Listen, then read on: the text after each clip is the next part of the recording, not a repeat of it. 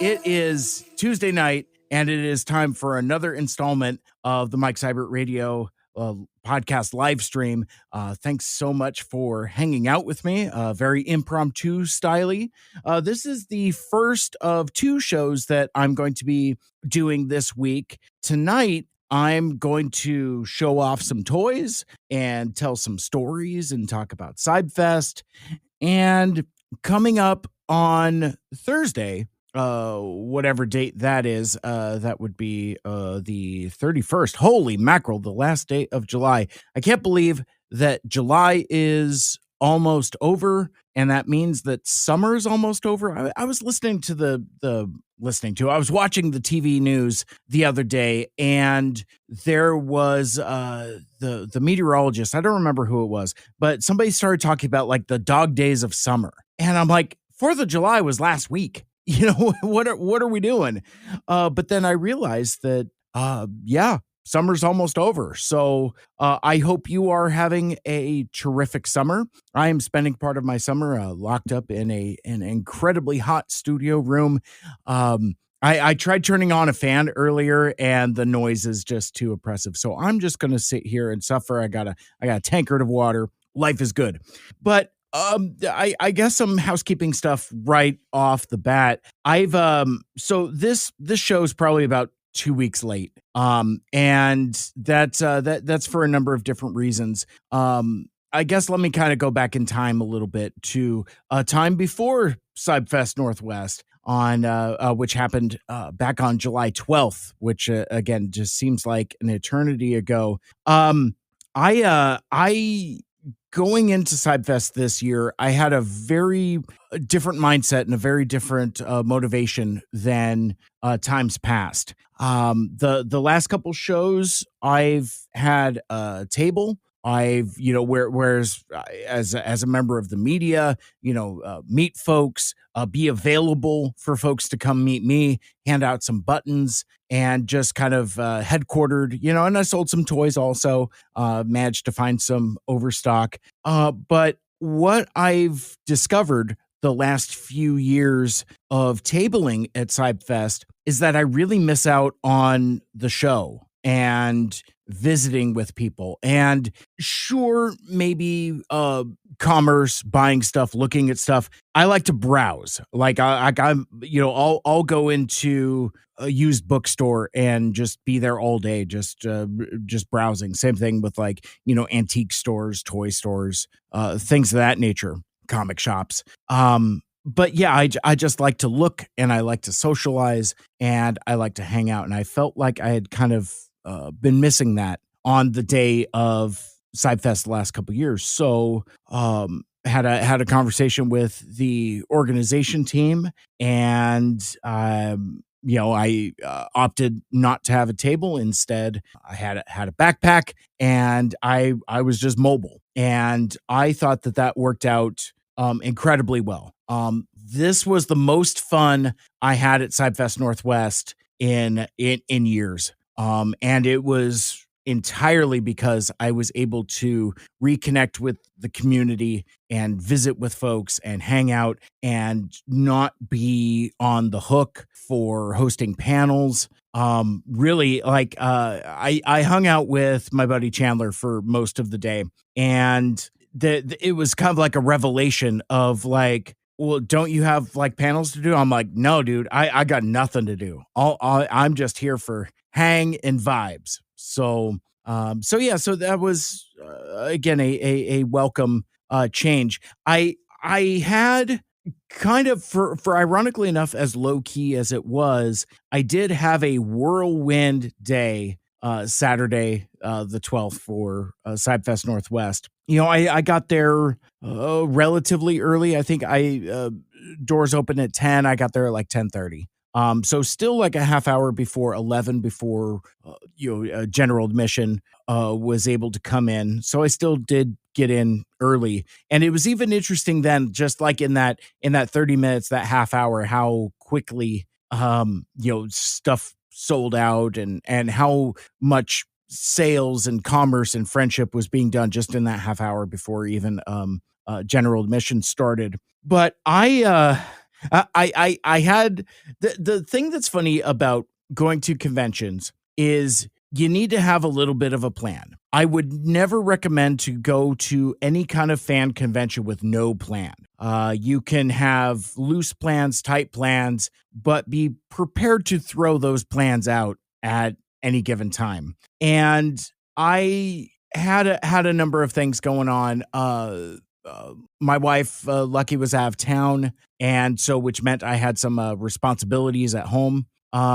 And I had kind of planned for that. And as I said up top, sometimes you got to be ready to throw those plans out, and be adaptable and be flexible and go with the flow. And so I had intended on leaving CybFest early. Like I was gonna leave. I was gonna go home. I was gonna feed the cats, take care of the outside critters and animals. Like we've got like raccoons and outside kitties and a menagerie of various animals and creatures that come to visit us that we take care of. Put fresh water out and food and whatnot. So I ended up staying longer than I was anticipating. All in the name of friendship, which was terrific. And I ended up staying for the entirety of CybFest, all day. Then went out to dinner with dear friends, a fabulous fan artist, Paulo, who was tabling at CybFest, and then my buddy Chandler. So the three of us went to dinner, and after that, me and Chandler went to go see Superman, and that was terrific. I was like, I got home at, I mean, like the movie was at 7. I probably got home around 11. Took care of the cats and the creatures and all of that, but like I was toast. Like it was a long day. But then the following day, Sunday, I had a work event. I went out to the Bremerton Air Show, which is a air show at the Bremerton Airport here in the Seattle area, and I stayed there all day. I signed up for a double shift, knowing that Lucky was out of town and that I could help out my friends at work. And quite frankly, I just wanted to watch the air show. I had gone last year in 2024, had a great time. I don't have a whole lot to say about the air show this time, other than it wasn't super great. It certainly wasn't as good as it was the last year. I was a little bit disappointed. But since I had signed up for a double shift, we couldn't start breaking down the tent until 5 o'clock when the air show finished, and the other vendors, dealers started breaking down as well. So and that was a little bit of a process, and I didn't get home until, oh gosh, 7, something like that, maybe even a little bit later. And I started going into decline about midday Sunday. So it was a hot day. The sun was out, not a cloud in the sky. A perfect day to watch an air show. But it was hot. It was like, 80 plus degrees. But being at the air show, it's about 10 degrees hotter out there on the tarmac. So I was getting cooked. I drank 6 bottles of water throughout the entire day. And but because of how long my day was on Saturday at CybFest, and to do back to back all days where I'm just basically like standing and talking, my battery was depleted, both physically, mentally, and socially. Like, I mean, I think like for the last hour I was there at the air show, I was like pretty much non-responsive and just really kind of like trying to hang on. Like I knew I needed to eat, but I didn't have appetite, so it's like I got lunch and ended up only eating like 2/3 of it.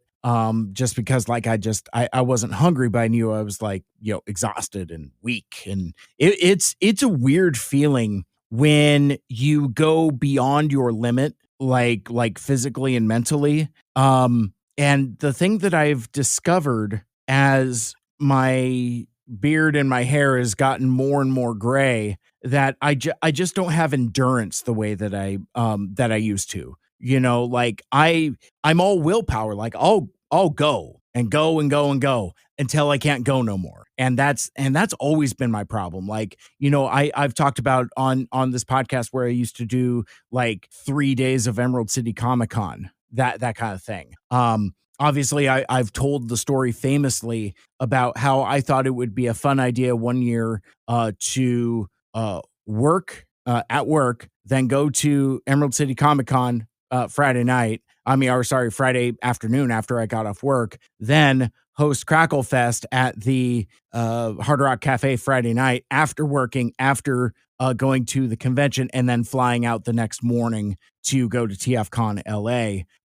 Terrible idea. And it was the same thing. Like I've learned this lesson 6 years ago, that like there's only so far I can push myself before the wheels fall off, and I don't realize it. I'm not even cognizant of it. I was talking to Michael Andrews, my co-host for Two Mics Too Furious, and like he was as polite as he could be, but he was kind of like, well, yeah, I kind of had the feeling something like that was going to happen. Long story short, a 10 plus minute story to say that basically after Sunday, I was under the weather. I got sick. And like it took me, gosh, a week and a half to shake it off. Like I think just now this week, it's Tuesday now. I think now I'm about a half a week into feeling good and feeling better.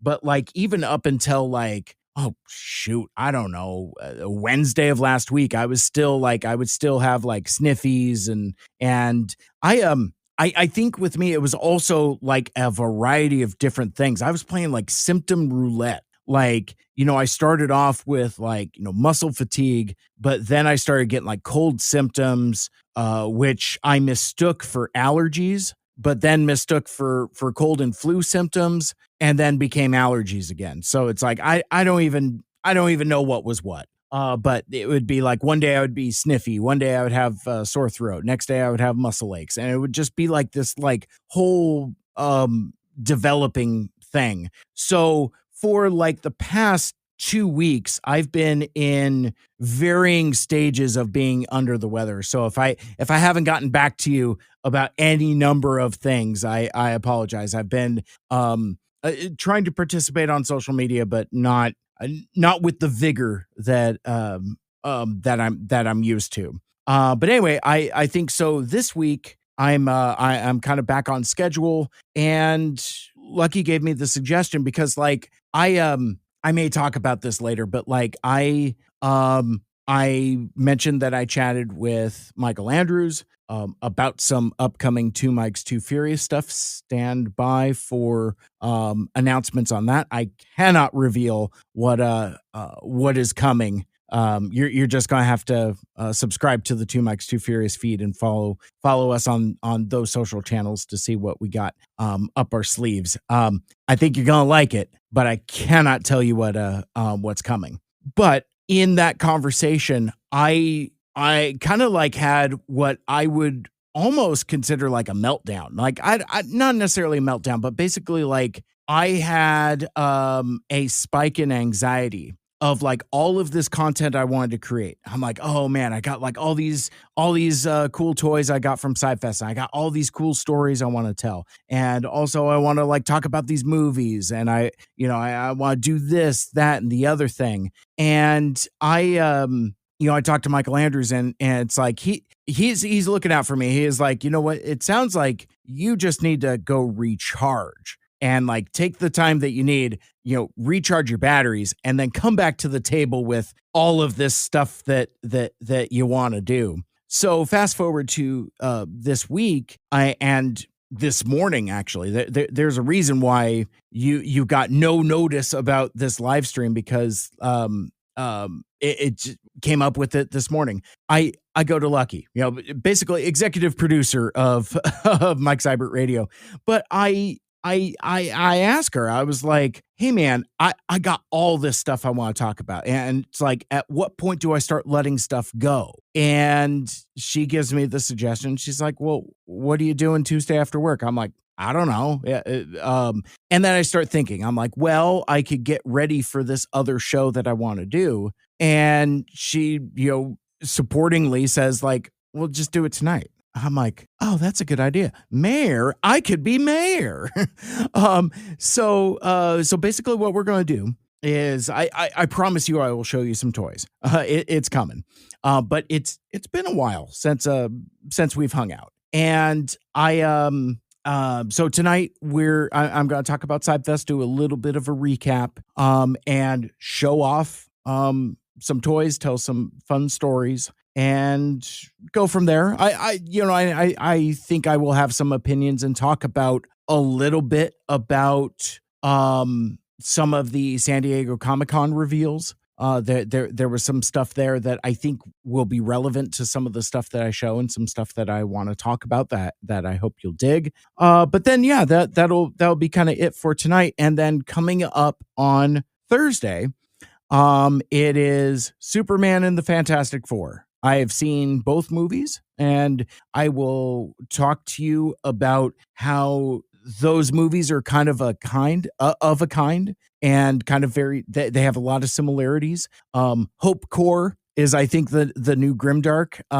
Superhero movies with bright optimism, I think, are back in style, which I'm incredibly excited about. So I'll talk about those more, and I will probably talk about other movies I've seen. I've seen quite a lot of, see that Jurassic World Rebirth, saw the F1, and just last night I got to see an advanced screening of The Naked Gun, and it's a lot of fun. The social embargo has lifted, the review embargo has not. So I think I can say on a live stream that I liked it quite a lot, and I liked it way more than I was anticipating. It was the reboot that I never thought I wanted, but I'm glad that we got. And if you look at even some of like the marketing, big box comedies are back. And I think it strikes the tone perfectly. It is delightfully stupid. But I was laughing the entire time. Like at one point my sides were aching, and I may have shed a couple tears.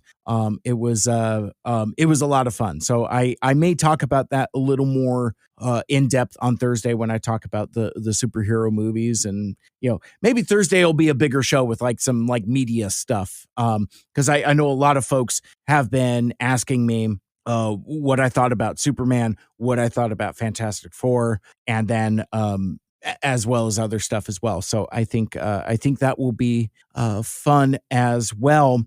I also, speaking of upcoming things, I was just listening to the latest episode of Autopod Decepticast this morning, and they published on Sunday, I think. And I I heard that they were talking about they're doing they did a GI Joe episode from the Deke series, and they were talking about, well, the reason why we're doing this is because there was a scheduling snafu with our other guests, and we're going to be talking with our guests in August, and we'll be talking about the coming of the Fusors. And it's like, well, I can't reveal who the guests are, but it's like two bikes, two Beerius or something like that. And I'm listening to my headphones, and I'm like, is that me? Are they talking about us? So I texted Michael Anderson. I'm just like, I'm like, are we going to be on Autopod Decepticast? This is how I find out. But no, actually, it was a group text. Like I have like, I don't know how the storage is set up on my phone, but like after like 20 texts, it just rolls off. I don't know if it's like 20 in general or 20 in a day. I don't know how the limits work, but what I know is that there were old texts, and then like I jumped in like halfway through the conversation where they were talking about like the date and why that wouldn't work. And we were going to shoot for in August. I was like, okay, cool. And I again, it just threw me the hell off when I was listening to the show, and then come to find out that some of the scheduling got moved around because apparently I wasn't available. Anyway, so like that was pretty funny. So I think we have a date set for that recording. But since they teased it, you're another opportunity to listen to the two mics will be on we're talking about season 2, maybe episode 2 or 3, something about the coming of the Fusors. I have no idea what the hell a Fusor is and why they're coming. But that should be a lot of fun. The last time I've talked to the APDC guys was when they were guests on Two Mics Too Furious. So it's going to be really cool to return the favor and go back to our show, especially with me and Michael Andrews together, something we haven't done since we talked about Headmasters, maybe like 2 years ago. Oh, hey, look at that. Michael Andrews in the chat, all caps, surprise, exclamation point. I love it. But yeah, no, that's going to be a lot of fun. Again, I love kicking it with the APDC guys. And let me see. Let me go to their website and see what is up. So that is in episode 252 : the Jopisode : the Greatest Evil Part 1. Get Your Deke, in which they cover a episode from season 2 of the 1991 Deke G.I. Joe series. So I just started listening this morning, and it's been a ton of fun so far. So Michael Andrews again in the chat. Fusor, I hardly knew, or I love that we're already starting with the ER jokes. So anyway, so that's a little taste of what is coming up. Let's talk about CybFest a little bit. So as I said, CybFest Northwest 2025 happened back on July 12th, 2025 at the Kent Commons Community Center. It's the third year in a row, I think, where we had the full gym. And basically where the show is at now is like, we're kind of at a weird precipice. Like, we haven't quite outgrown the Commons yet, but we're darn close. But also we haven't grown enough to warrant a multiple day show. It's a terrific one-day show. It's a big little show. It's a little big show. There are, between panels and contests and all of that, to keep you occupied all day. Currently, there isn't structure enough for more than one day. Basically, by the time you get to the end of the day, you've bought all the robot toys you care to find. You've either found your grails or you haven't. Unfortunately, I found literally nothing for Michael Andrews this year. Like, I'm constantly on the lookout for a Transformers animated Snarl, loose and complete. I still found that same one on card. It's $5 more now. It's $45. One of these days, I think I'm just going to buy it and tear it open and not tell him, and just send it to him and say, "Oh no, I found this one loose. I don't know."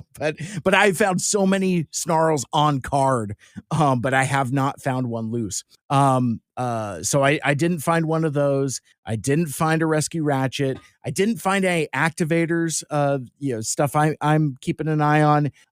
He wanted a, oh God, was it like, it's a Sideswipe of some kind, scan series, I think. Anyway, I couldn't find any. I asked around too, because like I would see like bins with like a bunch of like Bayverse stuff, and I'm like, "Do you guys scan Sideswipe in there?" No. I'm like, okay, cool. I'm not even gonna. But anyway, but yeah, no, it was interesting, the mix of dealers. A lot of terrific artists, a lot of folks selling personal collections, and a lot of friends. Like, that's what I believe makes CybFest Northwest stand out from other conventions of a kind. I've talked before about how it's my opinion that TFCon has grown too big. Obviously, it's still independent. It's obviously still run by fans, so it has that kind of DIY punk rock sensibility to it, but it's like this close to being corporate, just in terms of like how polished and organized and just how the entire presentation is. Whereas CybFest, we still kind of have like that kind of like scrappy, this is a convention put on by 5 people type of vibe to it, which really appeals to me. But as I said, it's I had a terrific time, got to connect with a lot of friends, and that's always fun. But there were a couple individual things I wanted to call out before I really kind of got into the toys. I'm stalling while I'm trying to pick around the CybFest website looking for the schedule, just so that I have something to kind of go off of here. The coloring contest was a lot of fun. It was a Transformers animated piece. I don't have it here to share, but I did grab one, and Mason did a terrific job on it. It's like you've got like a animated Blitzwing and RC and a couple other folks in there. That was a ton of fun. But like one of the things that I really enjoy about the coloring contest, and I haven't talked about this in previous shows, I don't think. I keep meaning to ask Whirl about it because they do a terrific job on judging it. It's not just about like the artistic talent. What we encourage folks to do is tell a story also. And so like a lot of the kids, and again, one of the things that's terrific about CybFest is that it is incredibly family friendly, and it's very kid friendly. Like there's a kids play area with junker toys for them to play with. And, you know, even like the dealers are very family friendly, have stuff for the kids, and it's terrific. But like the thing that I really enjoy about the coloring contest is that these kids are so creative and so imaginative. The stories and tapestries and all these things that they create that go with their coloring submission. So that was a ton of fun. I always like kind of being on a fly on the wall for that. Trivia was awesome. Like I didn't sit in there for very long, but I just kind of like did like a temperature vibe check, and it's man, Ben and Jason run an incredible trivia. It's always a lot of fun. But as far as panels, I got to sit in for a couple minutes for the voice actor Q&A panel with our special guests, Jason Conopisos Alvarez and Frank Todaro. And that was fun because like they've this isn't the first convention that they've done together. They were actually just at San Diego Comic-Con together in like the Symbiote Studios booth doing stuff as well. So they've got a pretty established rapport as a duo. So it was really fun to kind of see them riff on each other in a Q&A standpoint. But the thing that was I wish I had stuck around for this more. There was a Transformers D&D panel hosted by our friends at Swerve's Bar. And again, shout out to those folks. Like they are awesome. And the partnership that they've done with CybFest Northwest as their empire, I guess, continues to grow because like, you know, expanding into more content, podcasts, videos, merch, like there's, Swerve's Bar has become like an entire damn thing. And I'm so proud of all the success that they've had. Like, you know, they've had like so many terrific celebrity voice actor guests on their show, and they've built an incredible reputation in the fandom. And it's great that they're excited to come up to CybFest and be a part of our show. but I was going to say the highlight, the highlight panel was the Transformers D&D. And so you've got Frank, you've got Jason, along with Onyx and Kilobyte and Clickbait and Heximus, and like it was fun. Like Frank dips into all these voices, and it was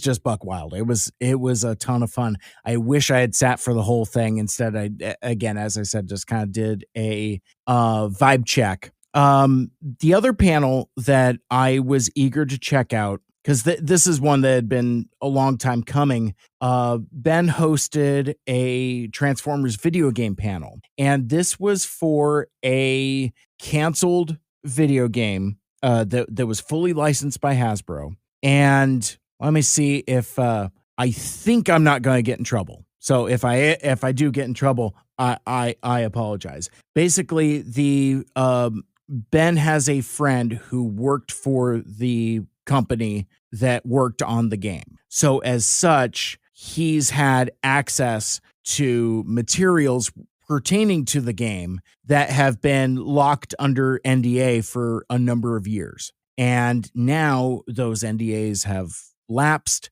and there was opportunity and communication. Ben's been working on this for years, to be able to present this material, concept art, and story and other things pertaining to this game. The game in question was called Transformers Heavy Metal. And basically what it was, and I'm looking at the description on the website because it doesn't have the name of the game. And I think that was, again, to entice people to want to come to the panel. Because of the content, there was no photography, there was no video, no recording whatsoever. I didn't record any audio it was basically like, you can experience this live. And that's the only way, Hasbro bought off on or gave their blessing to this material being presented.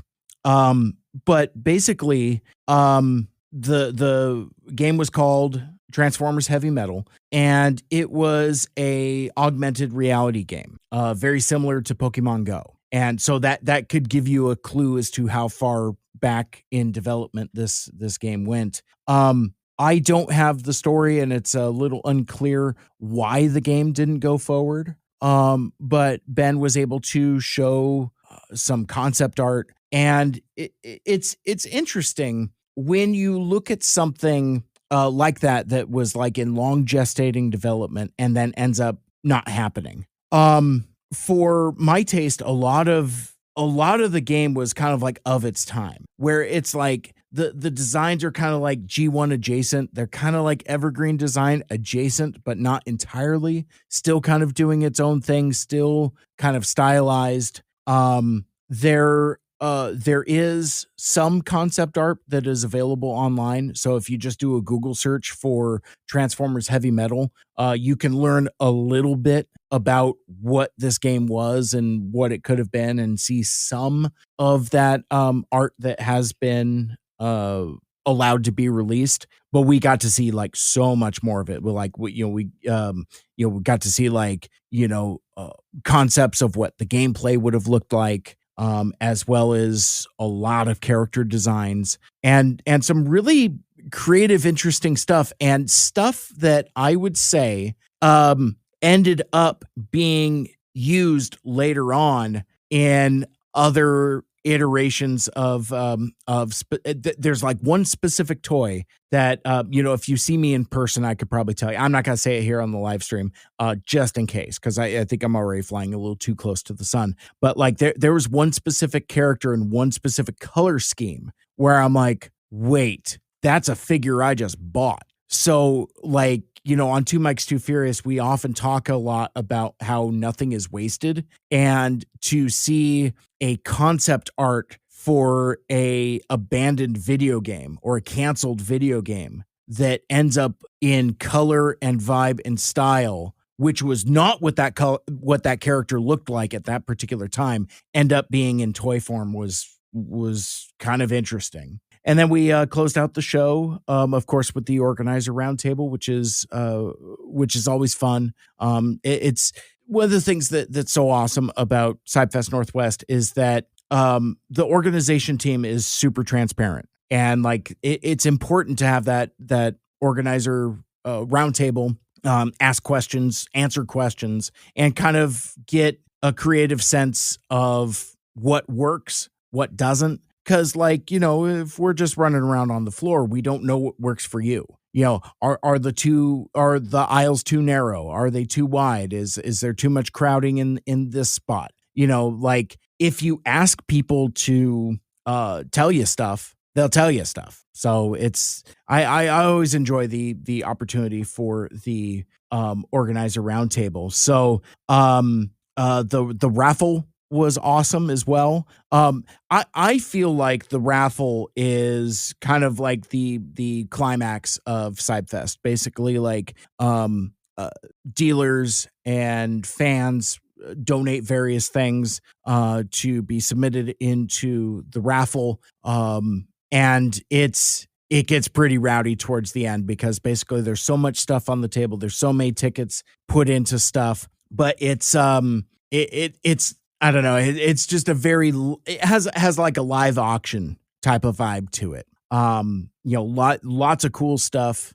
going to new homes, and it's so much fun. But the thing that I thought was especially rad this year is for their day job, Whirl works for Code Ninjas, and Code Ninjas is a affiliate with Extra Life. Now, Whirl has done live streams for Extra Life. In fact, coming up November-ish, they will be doing like a 24-hour live stream thing, and I will come on in the middle of the night, like I have the last few years, and like do like talk segments and things like that to just kind of give a break to the team there. My point being is now through this partnership, for the first time that I could recall, there was an actual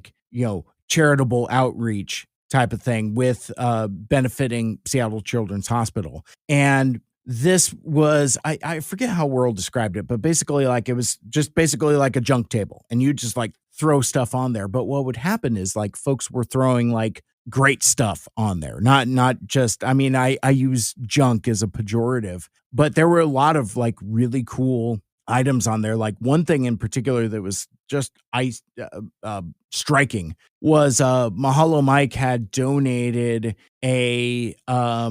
it's a KO MP10. I think his name is like Lewin or something like that. But basically, you may have seen pictures of it. It's MP10 Optimus Prime styled as Captain America. So it's like, it's mostly blue with some red accents, and he's, got a Captain America shield. But what those pictures don't tell you is that figure is 2.5 feet tall, and it's like all die-cast parts. I mean, like the thing has got heft to it. You could kill a man with this. And the Captain America shield that comes with it is all die-cast or some other type of metal. I mean, like the thing is heavy. So this thing was like imposing and impressive. And it was set up as a silent auction, and Jake ended up having the winning bid, and I think the total tally was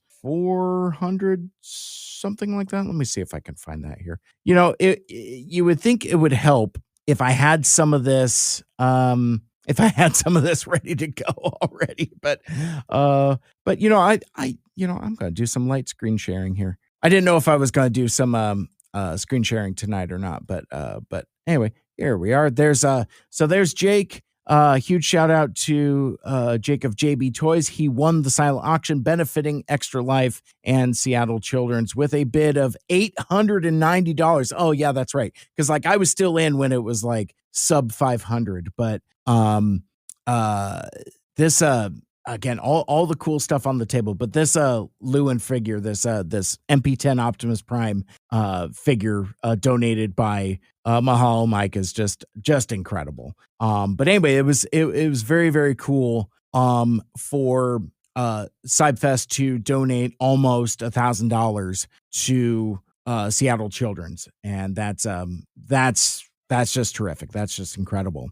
Also, the transforming contest happened. That was hosted by Jamal, and we've talked about the transforming contest in the past, and the we had revealed in a previous live stream on the lead up to CybFest what the figure for the children's round, the kids transforming contest, was Siege Sideswipe. And because like I love that mold, and it has such a rudimentary transformation, or an intuitive transformation, that's fun for kids, while also providing just enough challenge. For the adult bracket, which we did not reveal during that live stream, as you might be able to see in this photo, was Voyager class Giaxis and Vector Prime. Those are the same molds. They're just different decos of the same mold. And from what I understand, pretty tricky. Apparently that mold is not without challenge. So it made for a fun transforming contest. But so anyway, that was a lot of the stuff that was going on there. As I said, had the opportunity to connect with a lot of friends. Our friend and Two Mikes Two Furious guest Abby came up and joined us for the show, so it was really cool hanging out with her and give her a Two Mikes Two Furious button. And she picked up some comics and some other cool stuff. And yeah, it was just as I said, just a terrific time. I'm gonna try one more time to see if I can find that artwork for the coloring contest, but I don't think I will be able to. It's so funny. I crack myself up when I do these live streams. Oh, it is here. Okay, great. All right, cool. All right, I'm gonna do a screen share here. But let me finish my thought. I was just gonna say it's so funny doing these live streams where basically like I have nobody to lean on. So I just have to kind of like talk and ramble and fill the air, and and it's there ain't nothing like it. It is a lot of fun, but it is not without challenge sometimes. So anyway, so this art was done by Mason, and he mentions that he's going to perhaps drop a color version soon. But as you can see, there's a animated Starscream, Shockwave slash Longarm, and of course my dude Soundwave and Laserbeak. Just an incredibly fun piece. Now, as I said, we judged the coloring contest. World judged the coloring contest, and we talked about storytelling, and just happened to see that Alexa's entry is took a photograph of that. I don't think I'm going to be able to read that, but let me take a look. See, maybe. Oh, I can't read that. I can't read that. Oh, only because, well, it's like, well, Mike, what are you saying? No, because my eyes are bad, and this is 1, 2, 3, 4 pages duct taped together. But it's I remember Whirl read it out loud, and it was a ton of fun. But anyway, like yeah. I didn't bring my reading glasses. So that's, as I said, that's kind of basically it for kind of chronological storytelling at CybFest. Would we like to look at some stuff?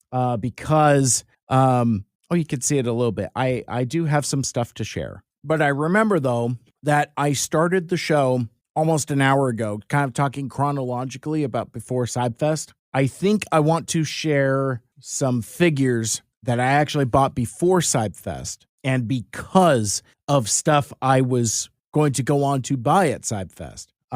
Let me explain. I'm just going to show you this box. I am in more than a number of Facebook fan groups for Transformers. Some are buy sell trade, but I came across postings from a guy named Christopher Young, who was selling bits of his collection. He had a lot of stuff, but he had a fair amount of animated figures at what I would consider to be aggressively reasonable prices. And of course, my eyes bug out of my head. And I'm just like, oh my gosh, they've got this and this. Like, it had I bought everything from him, I would have had a sizable animated collection. Unfortunately, even at reasonable prices, that stuff adds up. So there was no version of it where I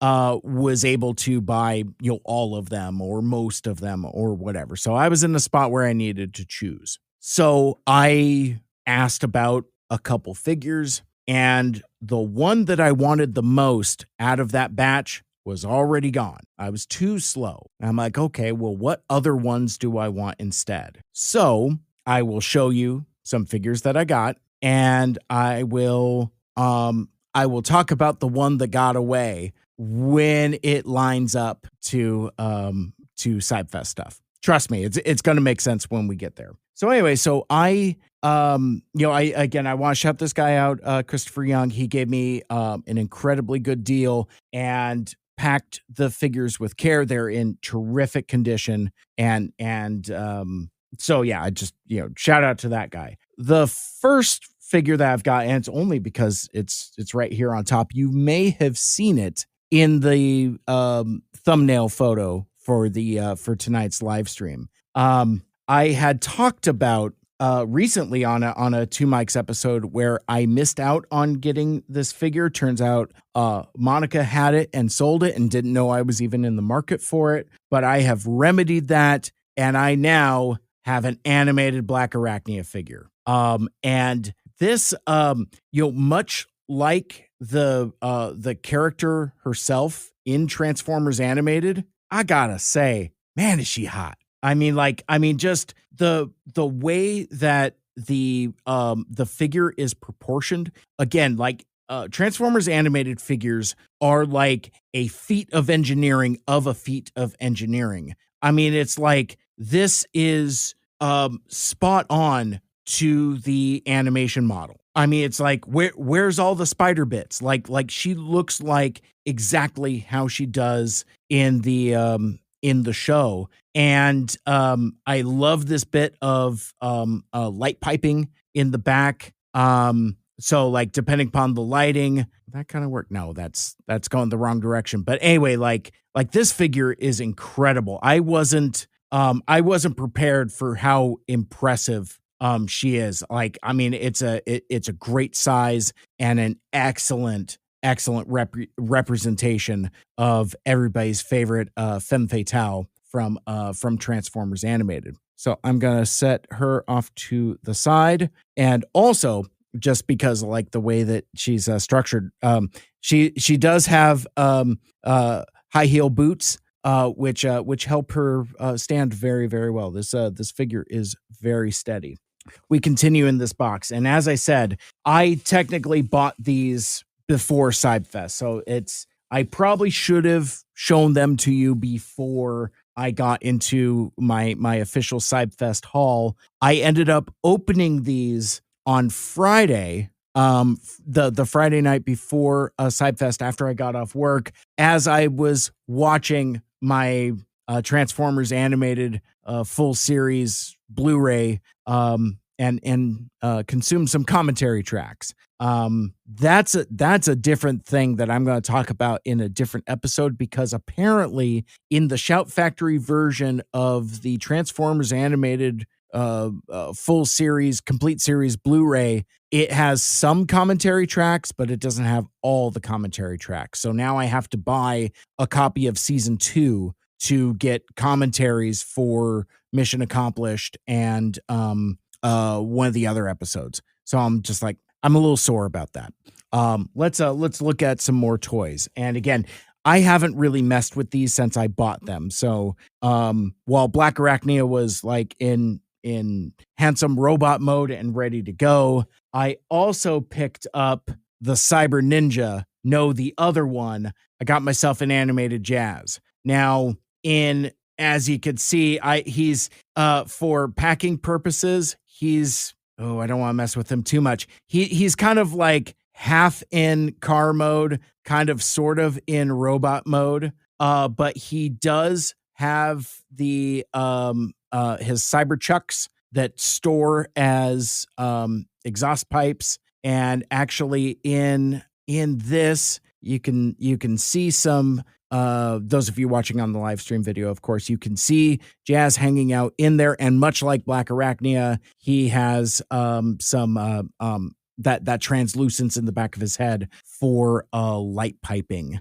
Actually, I've already got him like half transformed. A lot of ball joints in this guy. Don't take out his cyber chucks. But okay, fine, I just did. So anyway, yeah, so the cyber chucks, they're connected on, holy mackerel, I didn't know this. Check this out. It's a string, like a nylon, like a little length of nylon that connects his cyber nunchucks together, not nunchucks together, and then they just kind of clip back together and then go back into the exhaust pipes. That is very, very cool. I'm really excited to get this figure and to mess around with him more. Now, I mentioned that there was a figure that I wanted that that I wasn't able to get. Oh, by the way, here's a Black Arachnia has a claw machine thing. I don't know where it attaches onto her. I don't know if she just holds it in her hand, but anyway, there's like this retractable claw thing that is, oh man, I'm gonna start playing with that. Oh, that's got a very satisfying ratchet to it, because it's like a deployable claw, on kind of like, Optimus's grapplers, probably emulating when she borrows his powers in that one episode that one time. Anyway, I knew I was going to get Black Arachnia. There was another figure that he had that I was too slow on. So then I'm starting to look at the other figures. And this figure that I'm about to show you, I didn't know that I wanted. But now that I have him, holy moly, I am incredibly pleased and grateful I was able to pick this hefty boy up.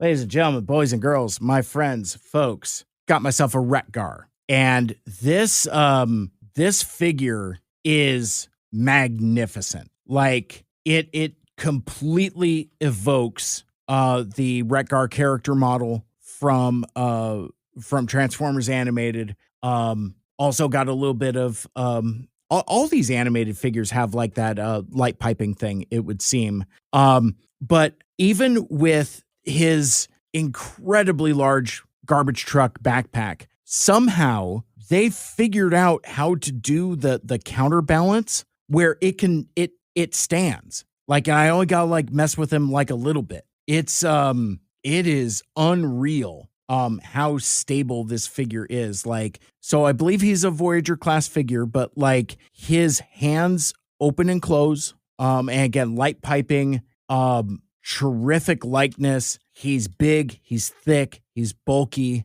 Michael Andrews in the chat, I know him, !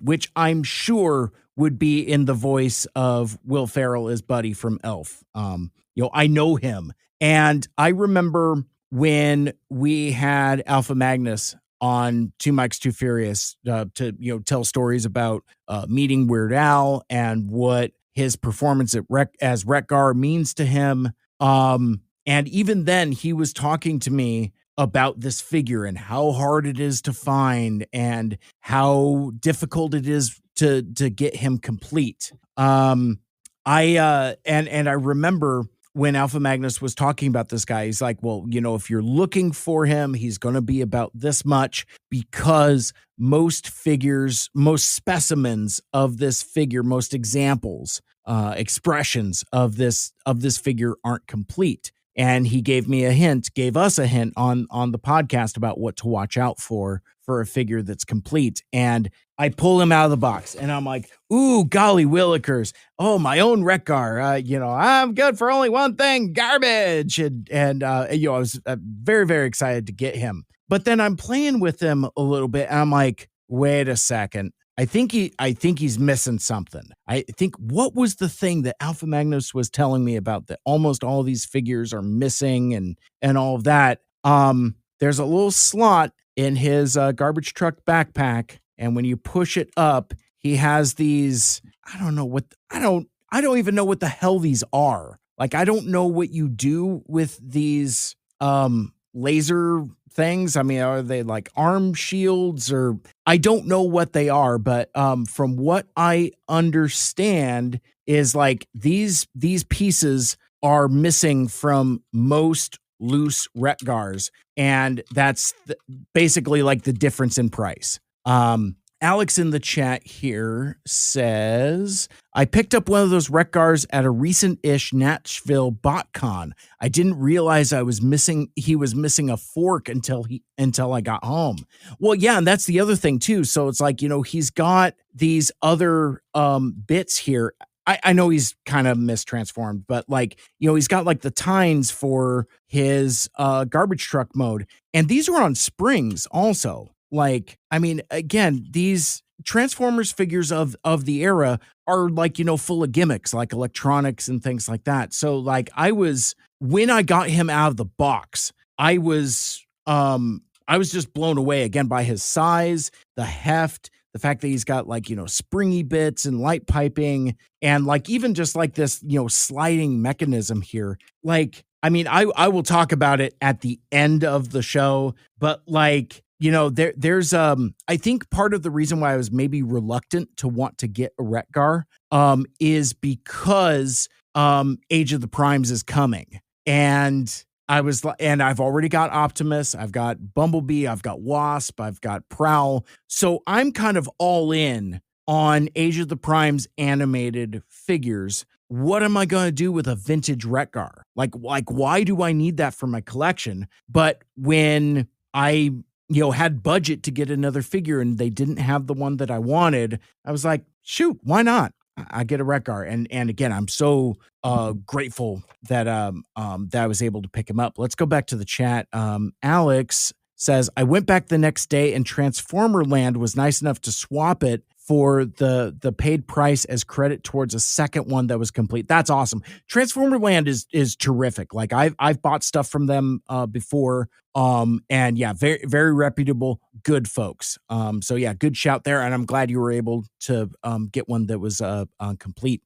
Michael Andrews, ironically enough, Age of the Primes will never top that head sculpt. And he's so right, because like, look at this thing. I mean, like that, it stepped right off of the screen. Like, again, the thing about these figures is like, they're mini miracles. Like even just like the shape of his hands and like, with like, his, forearms and things like that. It's like, this looks like a Derek J. Wyatt drawing brought to life. It is just magnificent. And like, look at how smooth and clean his legs are. I mean, like there's no kibble, there's no paneling. I mean, like this, this figure rocks. I'm just beside myself. And there was a time where I thought, I don't need a vintage Wreck-Gar. I'll get Age of the Primes. Hell am I smoking? Let's see. Alex, I don't think animated can ever really be beat in another line. And that's absolutely true. Like I love Legacy Optimus. Like he gives me the axe that I want, and he's got the proportions that I like. I really, really enjoy that figure. I'm really looking forward to Nemesis coming in that 4-pack. And Motormaster is a lot of fun. I mean, like that mold is fun. And the Bumblebee mode, the Bumblebee mold is a lot of fun. Like I like Bumblebee fine, but I love Wasp. Like that is the figure that fans have been waiting 15 years for. And it is again just kind of like a minor miracle. But we'll talk about them a little more shortly coming up. Alex, if you have Trashmaster, really the Age of the Prime's Retgar isn't going to be impressive. Yeah, and I remember saying at the time when Trashmaster came out that and in fact I think we talked about this on the podcast. Michael Andrews, you could shoot me straight if I'm mistaken, but we speculated that Trashmaster very well could be retooled into Retgar, and sure enough, it's just a new head, and it's fine. But like I don't think the head sculpt is particularly impressive. It's not particularly evocative. Maybe I'll feel different about it in person. Because like I think even in pictures, the Optimus Prime head and the Bumblebee head aren't as impressive because they don't quite capture the animated aesthetic. But where you have a character like Retgar that is so expressive and so vivid and so cartoony and exaggerated that yeah, that's going to be a harder lift. So I'll leave it there. Now, ironically enough, I was going to talk about Trashmaster at the end of the show, but I think I've said everything. I'm glad it exists. I'm glad that they're doing it. I'm glad that they are continuing animated representation in the Legacy, now Age of the Primes line. But man, like again, now that I've got the vintage in hand, I don't know if I'm even gonna get it, honestly. Because I mean, like this is just too cool. And unfortunately, and Michael Andrews made a joke about this when what did I buy? I don't remember. But anyway, like Michael Andrews put a post up from the Two Mikes Too Furious X account saying that the goal is to make Mike Seibert an animated toy collector. And if I keep picking up examples like Black Arachnia and Jazz and Retgar and Bumblebee that I've already got, yeah, I might start falling hard for this line. It's going to be a damn problem. And I think it's at a point now with vintage animated that it's at attainable price points. They're not cheap, but they're not unreasonable. Like again, like there's a reason, like the guy had like a half dozen figures. There's a reason why I only bought 3. There were a couple others that I would have liked to have had. He had a Lockdown. He had a Ratchet, and I'm just like, so like, I mean, again, but these are the characters that I think have resonated the most with me of that group. Alex in the chat says, I got the add-on wings for Legacy Animated Optimus because there was a different look than the original. Animated Motor Master looks good in robot mode. Neither really look good as trucks to me. I can agree with that. But that goes to kind of how hinky the animated cab truck for Animated Optimus is. Like even like in animation in the show, it looks a little hinky. It looks kind of incomplete, not unlike G1 Optimus. Like he needs a trailer. He needs like the either like a dump truck trailer or a G1 trailer or the firefighter rig. What I've heard about or what I've seen about like this upgrade kit is like it does all of it. Like, you get Wingblade Optimus, Jetwing Optimus, plus you get like the firefighter trailer, which I think is just magnificent. Like I almost want to get a second Optimus just so that I can get the upgrade kit for it. And then also like they have that same upgrade kit available for Motormaster as well. So seeing like the purple and the gray and the black with like that little accent of green in there, holy moly, that is again a figure that is already phenomenal looking, made even cooler by the upgrade kit. Truly an upgrade, like as opposed to just add-on garbage. Let's see. Alex again in the chat. Age of the Primes Wreck-Gar will probably be a get it if I see it splurge, hopefully target sale, but trying not to pre-order. 1,000,000% there with you, Alex. I would pick it up on sale. I don't know if I'd pay retail for it. I'm certainly not going to pre-order it, but I'm with you. I think if I saw it on the shelf at Target, there is a magic, a FOMO. I don't know what it is, but there are toys that I will just be like, the Geordie LaForge meme of just like, no, but then I see it on shelf and I'm like, yeah, I'm gonna get that. There's something about one, the jolt of finding something, especially if you weren't looking for it.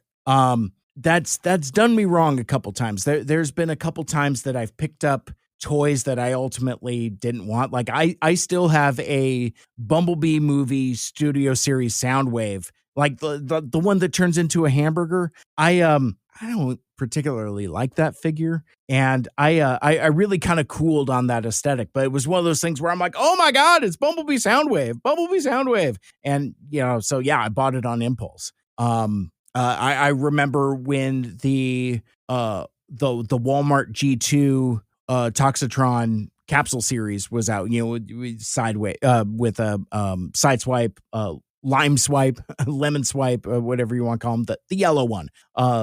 Anyway, so with them and Dead End and Toxitron and Mirage. And anyway, there was a time where I found like half of that line and bought them in one shot, purely on impulse. Like I wasn't intending to collect it. Like I had Sideswipe for my collection, for my Sideswipe collection, but the only reason I bought the other ones is because like I got like that uncontrollable FOMO, and I was just feeling impulsive. And I had some extra money in my account, and I'm just like, we doing this? All right, cool. I'm just gonna buy all these toys. Alex, again in the chat, the original animated toys worked better as trucks, a bit more balanced. The legacy version with the hidden bumper wheels aren't hidden enough. Fair point. Maybe I'll consider getting another kit to add to Nemesis for truck mode. See, and that would be fun too, because like I really like what they've done with the color scheme for Nemesis, because like it's I know some folks were complaining about like the hands and the way the teal is overlaid, and that how it's more Scourge than Nemesis, but I don't have enough affection or nostalgia for Scourge or Nemesis for that matter, because I know they're different characters, but I don't care. Like you give me an evil animated Optimus, I'm fine with it. I like the black and teal aesthetic. So imagine that upgrade kit for as much as it sings on Motormaster, what that would look like with Nemesis, where it's like black on black with a just a shock of teal to it. That'd be pretty cool. Alex in the chat, level A assortment SSTF1 B127 on Target clearance got me to buy it. Haven't seen discounted Devastation Prime yet.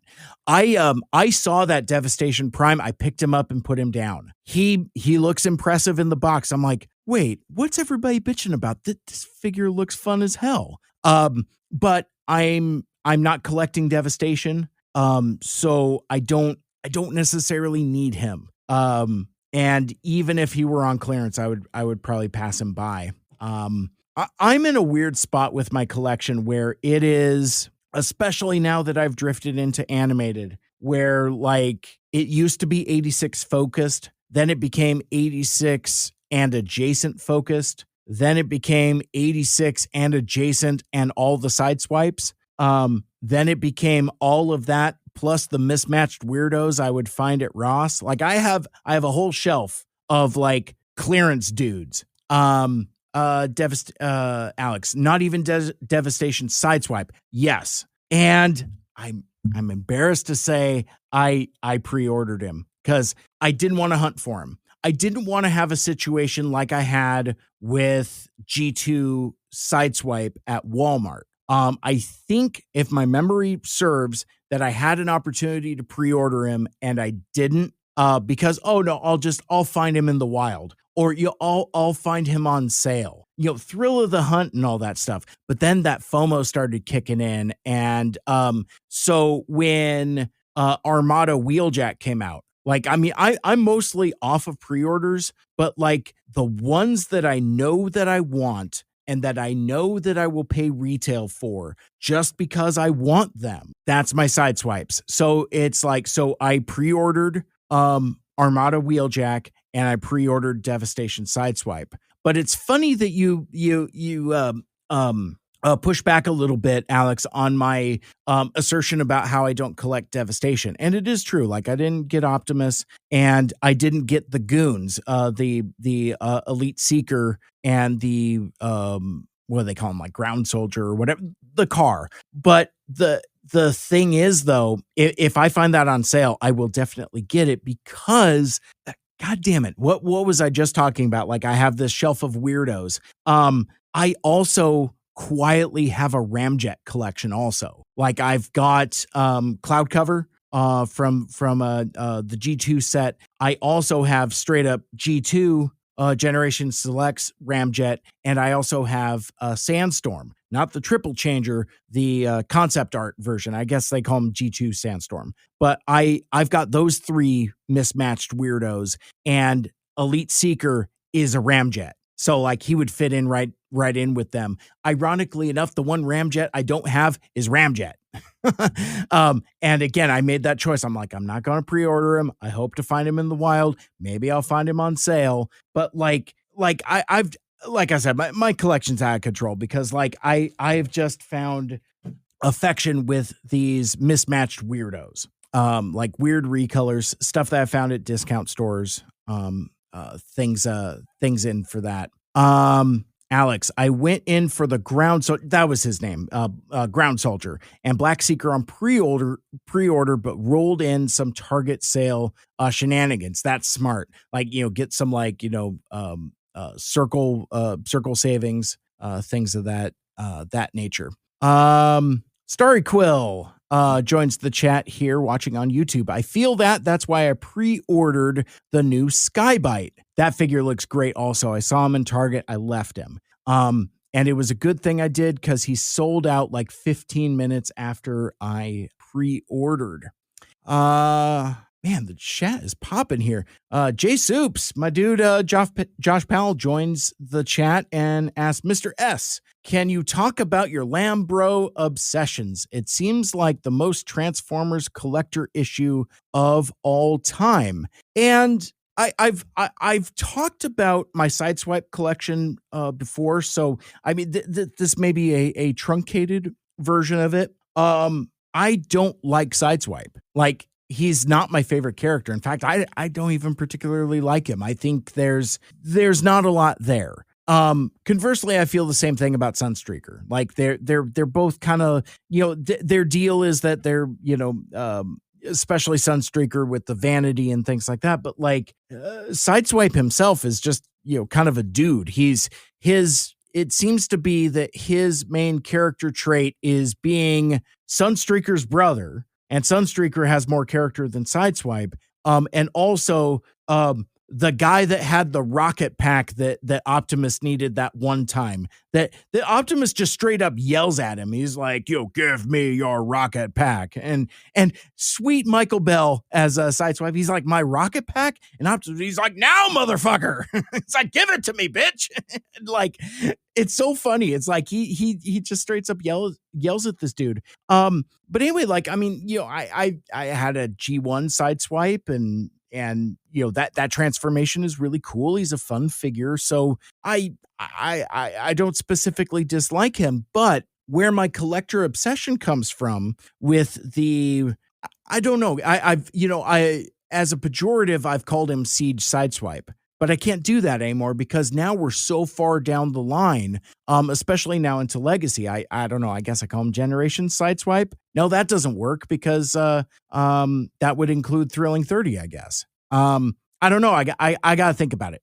Anyway, so where this obsession with the Sideswipe mold starts is with the Netflix line, the Netflix War for Cybertron line. and they had a blue sideswipe called Deep Cover. Not to be confused with Deep Cover, the more famous sideswipe recolor. And I at that time I wasn't collecting mainline. I think, and I would have to check the chronology actually. Wow, we're going to get into some origin story stuff here. I promise I'll show you off some more CybFest toys in a bit, but I can't remember the last time I've talked about this, and every live stream is somebody's first show. So story time with Mike. Because I think Netflix Deep Cover is actually the first domino that gets me into collecting mainline. I don't think Studio Series 86 had started yet. Or if it had, it was like still new. I don't think I had any of those figures yet. I don't remember. I would have to go back and check orders and pictures and tapes and things of that nature. But my favorite color is blue. And this particular shade of blue that Netflix Deep Cover is really spoke to me. It's a vibrant, almost indigo looking blue. It's not Thundercracker blue. It's kind of like its own thing. And the combination of colors really spoke to me between like the blue as well as the other trims and accents, the black head, the chromed out face, and the other light gray accents on him. So he's like, blue, black, gray in those proportions. But the thing that really struck me is that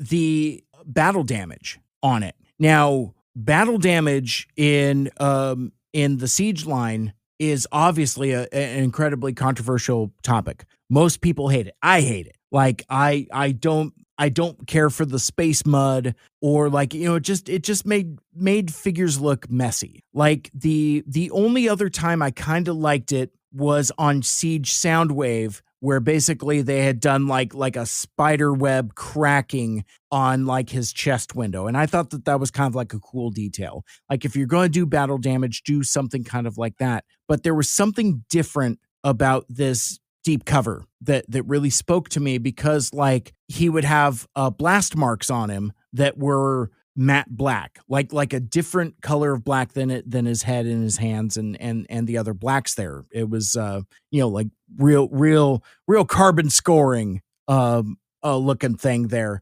So I like that. But the thing that really got my attention was, instead of like brownish gray space mud on Deep Cover, like the other figures, it was all silver. So like he does have scuffing on his shins, but it's silver. It's not chrome, but it's it's silver instead of gray or brown. But the detail that really spoke to me the most is there's a thin strip of silver along like the front of his bumper, and the way that the paint is kind of splotchy, it looks like, I don't know how they do this with layered paint, but like it's painted in such a way that it looks like the front of the bumper is skimming off, like the blue is skimming off, revealing the silver underneath. And I just thought that was like an incredible bit of paint and deco design, and I really wanted it. Like I must have seen it on Facebook or something, because then my buddy Garrett sees me post about it. He goes to his Walmart, which I think was in Shelton at the time. I think he was living in Shelton, and he's like, Mike, I found Deep Cover. Do you want it? And I'm like, yes. And he ships it to me. And ironically enough, to save on shipping, I had him take it out of the box. So he put it in a smaller box to save on shipping. And next thing I know, I've got this Netflix Deep Cover in hand, and he has like the smoothest, easiest, most intuitive transformation that I had experienced in a contemporary figure. And the tactile nature of it was so transportative. It reminded me of I mean, it's more in common with the Dotson mold, like the way his arms tuck underneath and you flip out his chest and things like that. But like it was transportative. It made me feel like a kid again. Like it was like such a like a weird visceral tactile experience. I'm like, oh my gosh, this is what this feels like. And I fell in love with the line, and I fell in love with that mold specifically. And then I don't remember all of the stories between behind all of them, but like I spent a period of time with this Netflix deep cover, and then I go to CybFest that particular summer, and somebody's got Tiger Track, the yellow one. Somebody's got deep cover, the real deep cover, the black one. Somebody's got Sideswipe himself. So I left that CybFest with like 4 Sideswipes or something like that. And then I start looking on eBay. Then I start looking at the groups, and before I know it, I've got all of them. All of them except for one. The one that eluded me was the G2 Sideswipe, which was the Alpha Strike Counterforce. He was packaged in with like not Slam Dance, or maybe it was Slam Dance. He's basically like Skytread, Autobot Skytread, basically. No, Battle Trap. Was it? I don't know. Anyway, it's the plane and the tank that combine into one dude. That's a fun ass figure also. But I didn't get that figure until like TFCon Chicago 2022. And even then that was like, okay, I'm done. No more. And then Gigawatt comes out, the Back to the Future crossover. And I'm like, look at his legs, look at it, look at his head. It's that's Sideswipe. And it is basically Sideswipe with DeLorean parts just grafted onto him. It's not the most successful retool because he doesn't scale with anything. But anyway, like it just became like this obsession thrill of the hunt thing, because like with each different one I would pick up, each one was so different. Like in a way that they're in a way that Seekers aren't different. Like, sure, you've got like, Thundercracker, Skywarp, Starscream, Sunstorm, Rainmakers, whoever, but they're all kind of like the same color. But like when you start going from like Sideswipe to Red Alert, you've got like different heads. Some have light bars, some don't. Then you get into like somebody like Clampdown, who has Sideswipe's head, but he's got a light bar like Red Alert, and you start messing with those things. Even like the G2 Sideswipe, the yellow one, his name's Sideswipe, but he has a Red Alert head. So it's like when you start like consuming these things and you start looking at like, which ones have rifles, which ones just have missiles, what is the paint apps on the missiles? It's like it starts getting into like this weird, bizarre level of minutia that I just found myself like dragged into. And now it's at a point where I've kind of given myself over to it. And I've just like, well, I will continue to buy this as they continue to make new ones. And it's fascinating to track how like the different molding and tooling changes as well. It's like, you'll have, Shattered Glass Sideswipe, which everybody with a brain knew was a pre-tool for Armada Wheeljack. But then Armada Wheeljack comes around and he doesn't have the minicon. It's like, what are we doing? Like, I mean, so there's like little bizarre things in there as well. And again, I don't care about any of these characters. Like I have no nostalgia or affection for Armada. So it's like, I could not care less about, Wheeljack. I know people are excited about him, but I'm excited about him because he's a Sideswipe. Same with the Shattered Glass version. Like I love that head sculpt, and I love the new tooling and all of that. But like, I still think you could do more. Like for all of the ones in the Siege mold, like G2 Sideswipe, Tiger Track, and Deep Cover, you could do those in the Contemporary Lambo mode, the Earth mode, the Sideswipe mode. So I thought, bringing it back to Devastation, I thought for a quarter minute that Devastation Sideswipe was going to be a new mold. I don't know why I thought this, because it's a Target exclusive. So of course it's just going to be a repaint. So of course they put like the headlights on. It doesn't even look very good, I don't think. I don't particularly like the cell shading. I think the paint for the headlights is kind of lame, but I would be interested to see how the reds compare between Kingdom Sideswipe and Devastation Sideswipe. I get the feeling they're slightly different, and I think there's some other different paint apps. I think Kingdom Sideswipe's face is silver, whereas Devastation is white. So white face, blue eyes.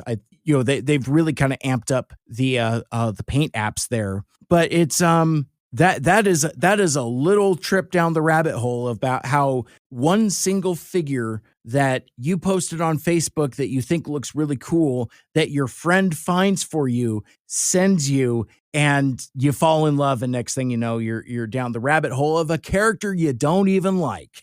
So that is my sideswipe story. Let's go back to the chat here. Nathan, thanks for hanging out with us. Sorry for the swears. Nathan writes, I think only the classic Seekers mold has been used more than the Siege Sideswipe mold. And that is very true. I don't have the count in front of me.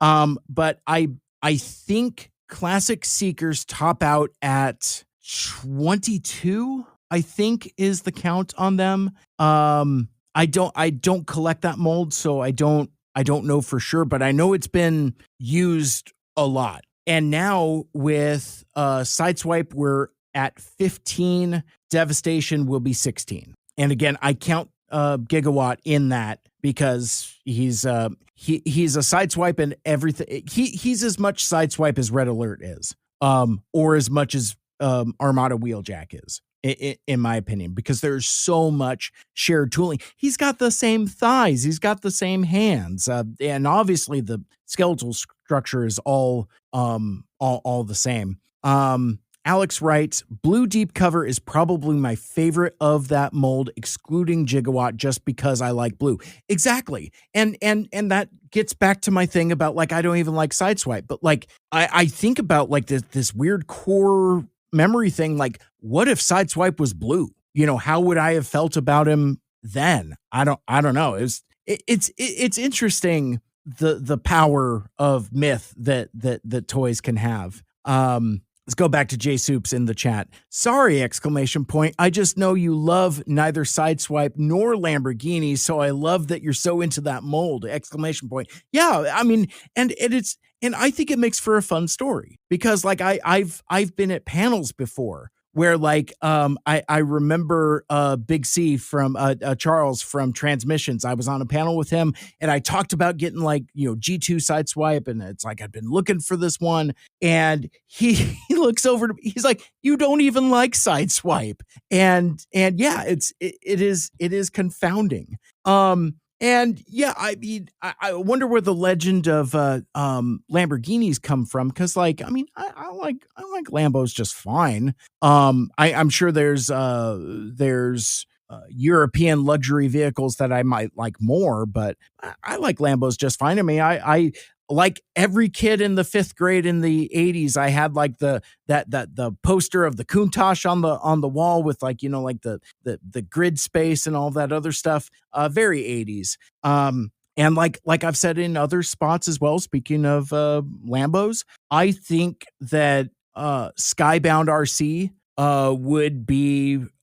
should be in that Lambo mode as well. Now how you gonna do that, I don't know, but like that's the magic of comic books. Like in robot mode, she's 1986 RC, but she has like a Lamborghini. I think it's a Aventador or something, but like she's very much a Lamborghini in Skybound. So of course, I think that's how I'm gonna get my my pink Lambo, my pink Sideswipe. Oh, that's the other thing that I didn't even mention this. I totally completely forgot, and I think I want to blame either Dan Larson from Secret Galaxy or my buddy Andy, who designed my logo, by the way. Go Andy Robo on Blue Sky. Anyway, like, so when you get enough of these variety of sideswipes. You got yellow, black, red, white. You've almost got a Power Ranger squad. You're just short a pink one and a green one. So there's a part of me that would still, like, again, it doesn't even make sense character-wise. There's no green sideswipe. The closest you get is Shattered Glass, where he's like teal and gray. But like in fact, at Ross a couple years ago when Deep Cover, Clampdown, I've got a couple extras, and I hope to partner with a customizer one of these times and actually do a green one and a pink one, just so that I can make a Power Ranger squad, a Super Sentai Lambro Ranger, that kind of thing. Let's see. Back to the chat. Starry Quill, favorite colors help create a bias. It's one of the reasons I love Bomber. Megatron, like his alt mode is great, but the colors are what drew me in. And I think that's a terrific point. And I don't think we talk about that enough, about like, I think sometimes we are drawn to characters just because of the color that they are. Nathan, back in the chat, I think only the classic Seeker mold was used more than the Siege Lambo mold.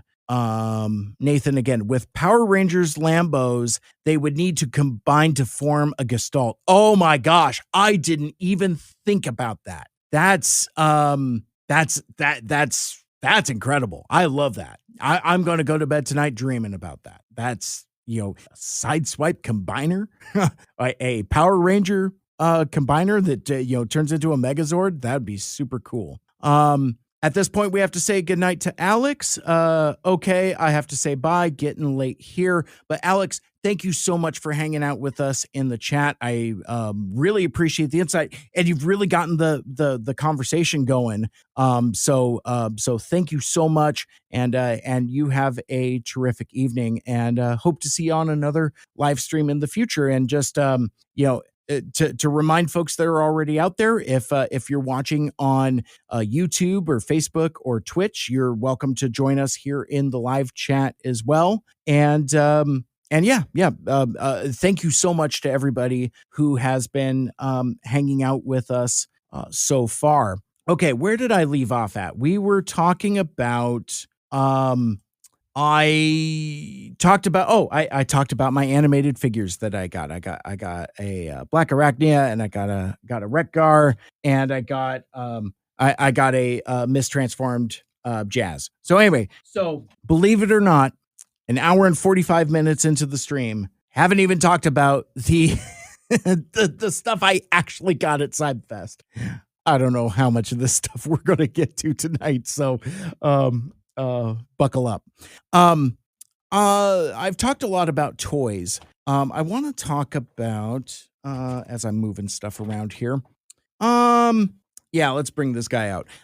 So obviously coming off of picking up animated figures, I'm obviously on an animated kick, having just recently completed Two Mikes Too Furious with Michael Andrews, where we've talked about the show one episode at a time from two different points of view. He's a serial rewatcher. I was a first time watcher. So if this is your first time joining me on Mike Seibert Radio podcast live stream, I had never watched Transformers Animated before that podcast project. And basically the goal was for me to watch animated and for me to start collecting animated toys. And Michael Andrews accomplished all of that. But anyway, so now I've started to dip into toys, but I'm also dipping into ancillary media as well. And from what I understand, there's things out there.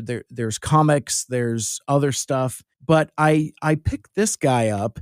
I got myself a Transformers animated jumbo activity book, which include games, mazes, puzzles, and more, and includes 3 Transformer cutouts on the back. Oh, which is this on the back. Lights, camera, action. Ask an adult to help you carefully remove each robot by cutting along the dashed lines. Use your Transformers cutouts to create an action scene or your very own. And it has cutouts of the Cyber Ninja Prowl, the scheming Starscream, and the incredibly traumatized Dr. Ratchet, the most traumatized character in all of Transformers. But yeah, no, I picked this up, and I mean, it seems pretty basic. It's got coloring pages and other activities. I haven't really gotten it. It's got like, pinups that you could color in. It looks like it's got, word searches and some other neat, fun stuff. Maybe this will end up being podcast content in the future. I don't know. But regardless, I was glad I picked this up. There were a stack of these. And I remember talking to Abby, and I told her, I was like, "Oh yeah, no, I picked up this animated activity book," and I was telling her about the other ones. They had like an Energon one and some others of that era, and she was really excited. And we went over there, and oops, they unfortunately were already gone. Starry Quill in the chat says there is also a how to draw book for animated. That would be a lot of fun. I wouldn't mind picking that up. And apparently, like, again, I don't have an encyclopedic knowledge of all of the various like kids stuff, but I think there's like choose your own adventure style books, other activity books, kind of like that, coloring books, how to draw books. So I think that would be a ton of fun. So let's so that was an animated thing. I picked up another animated thing that I picked up, and I picked it up in like literally. It was getting towards the end of the day. Otto was packing up and had some stuff he didn't want to take with him, and he wrote free, and he had like these little cars, had like 4 or 5 of them, including like I think like a movie Bumblebee one. Had a Supreme Class Cheetor from Beast Machines, the notoriously awful toy. I think it was in pieces. I don't know if it was complete, but anyway, he wrote free on it, and I just happened to be walking by. Hadn't seen Otto for years, and I was just like, I'm like free, and he's like, yeah, take it. So I pick up this Jazz, and it's a chubby child size vehicle. And I showed this to Michael Anders last time we conferenced, and I don't know what it is. It has a button on the hood that doesn't do anything, but there's a spot on the bottom where it obviously takes batteries, and there's a switch on it. So I don't know if it's you pull it back and it goes, or if you just put batteries in it and you turn it on and it goes. I don't know exactly how it works, and I forgot to get batteries for chatting about this tonight. But the thing that it does have, and the paint's in pretty good shape, except for on the bumper here. If you'll see, like, there's 2 little tines, 2 little points, and you see that the paint is kind of wore off on them. Why would the paint be wore off on that and nowhere else? Because when you press on the bumper, ka-chow, Jazz pops up, and he's brandishing his cyber nunchucks. I keep saying nunchucks. They're nunchucks. I think I just got too much, whatever in my mouth. But anyway, his cyber chucks. So just a neat little thing that I picked up like on my way out, and that's the thing that's special about CybFest and our community of collectors here in the Pacific Northwest is that it's all about friendship and love of the hobby and community. And so for Otto to just say like, I don't want to take these with me, take them, and just hand it to me, I thought was particularly nice. Starry Quill back in the chat. Maybe it was an RC car. Possibly. Actually, I'll be interested to see what happens once I put batteries in it. Because they have a Knockout and Bumble similar, meaning Bumblebee.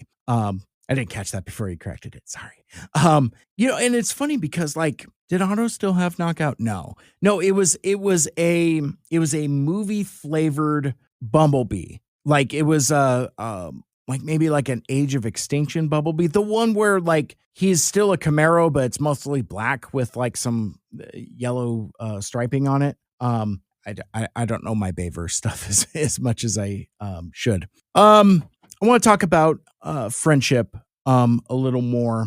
And this year was the welcomed return of Mahalo Mike and his blind bags. Now, Mahalo Mike is a really cool dude. He's got like a Transformers themed Hawaiian shirt, friendly, kind, good dude. A few years ago, he suffered a stroke, and still, even now, 3 years later, he's still fighting and working to heal.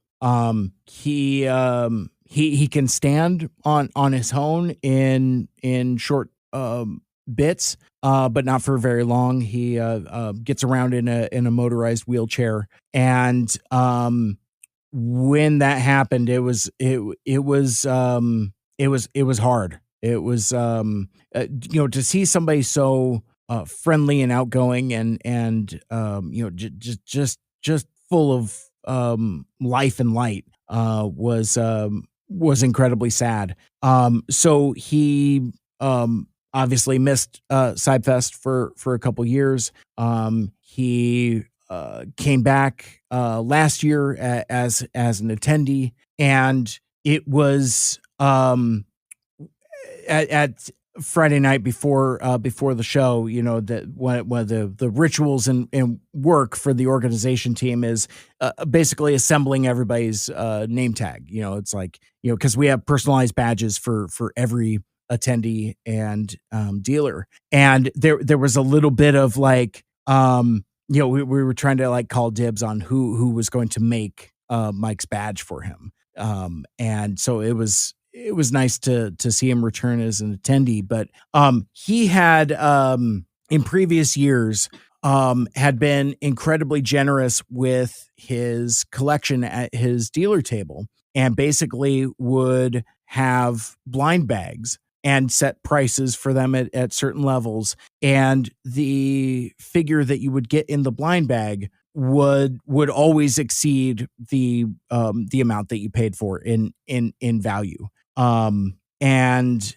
this year was the first time that he had returned as a dealer, as Mahalo Mike, with his blind bags. He had, gone through his collection, had acquired some new stuff, and had a table, which I hope somebody got a picture of it, because I unfortunately didn't, of his entire table just full of these blind bags. And he had like 3 different levels. I think they were like red, black, and green, or what, it doesn't matter.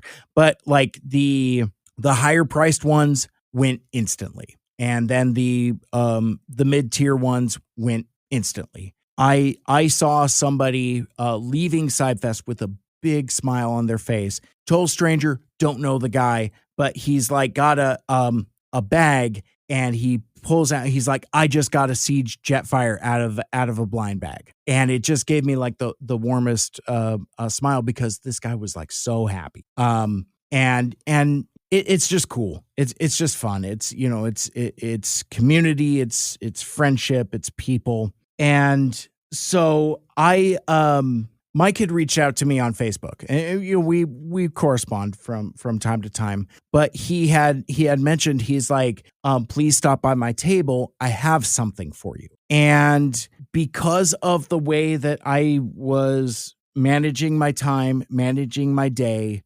I didn't get over there early. And then more time passed, and then more time passed, and I hadn't made it over. To the point where one of the organizers kind of pulled me aside, very discreetly, very quietly, very polite. Mike is waiting for you. And it just snapped my attention. I'm like, oh my gosh, I've been running around all day, visiting with people, buying stuff, going to lunch, doing this, that, and the other thing. And I'm like, oh my gosh, I hadn't gotten to see Mike yet. Like I had seen him in passing as I'm like, doing laps, but he was always busy, like, because I mean, again, his table was incredibly popular. So I roll up to him, greet him. not quite in a spot where I could, reach across the table and give him a hug or whatever. But like it was very nice to see Mike and to see him so happy that people were so happy with the stuff that they were getting out of the blind bags. And I had intended to buy a blind bag also, but then he's like, well, I have something for you. And he reaches out and hands me a robot toy, and I'm going to share that with you now. It is Alternator's Rodimus. I think his name's Rodimus. I don't think he's Hot Rod. But he's Alternator's Rodimus. I think he was a San Diego Comic-Con exclusive. It's kind of funny for a convention exclusive that this guy's kind of not rare. Like I see a lot of them, but despite what Mike has been going through, he's got a sharp memory and he remembers what people are into. And one of the things that he and I first bonded on was I was in a huge phase with alternators. And like, I still think like, alternators kind of are kind of like weirdly forgotten about and don't really kind of get the love that they should. Not because they're terrific figures, because like I mean this Rodimus is probably one of the better robot modes.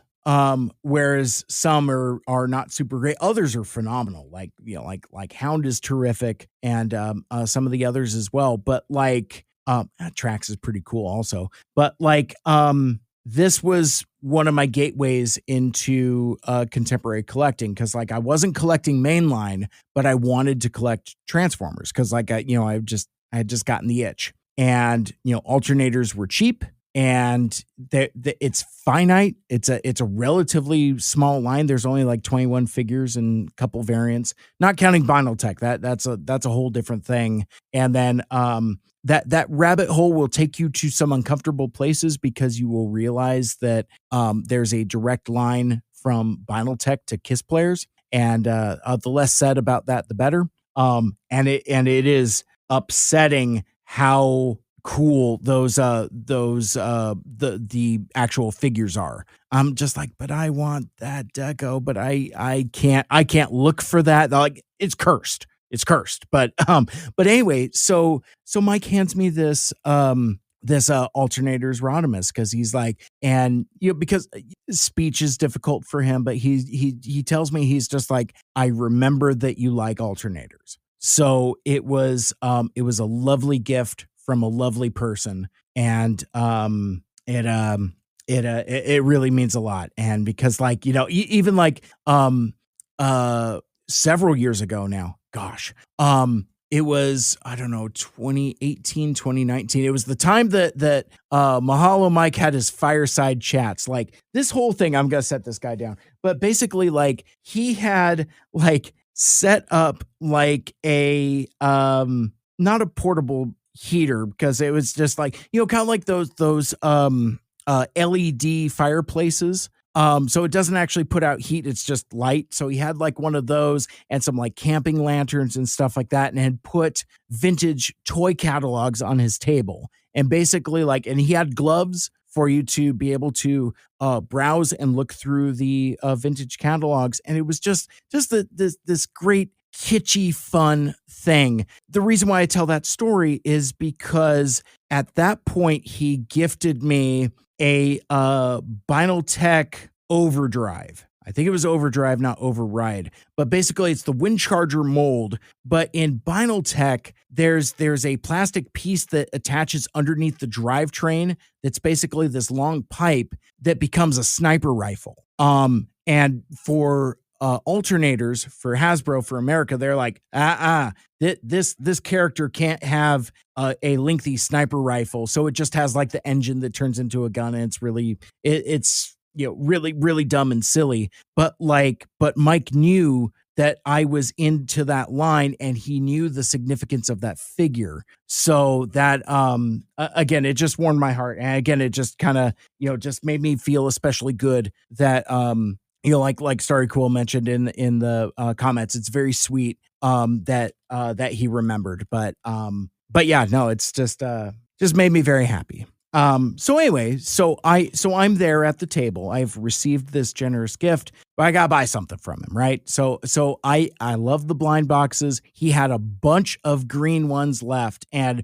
the rules of Mahalo Mike's blind boxes or blind bags, I think I keep calling them boxes, blind bags, is like you can look with your eyes, you cannot look with your hands. So you can't pick up a bag and feel the weight or look at it. So you just kind of have to feel it out. So I look and I'm just like, and I had helped a couple folks. My friend Trish, also from Swerve's Bar, came over and she's like, "Hey, Mike, help me find a couple blind bags." And I kid you not, this is the most Mike Seibert story. So I'm helping Trish. I'm just like, that one. She picks it up.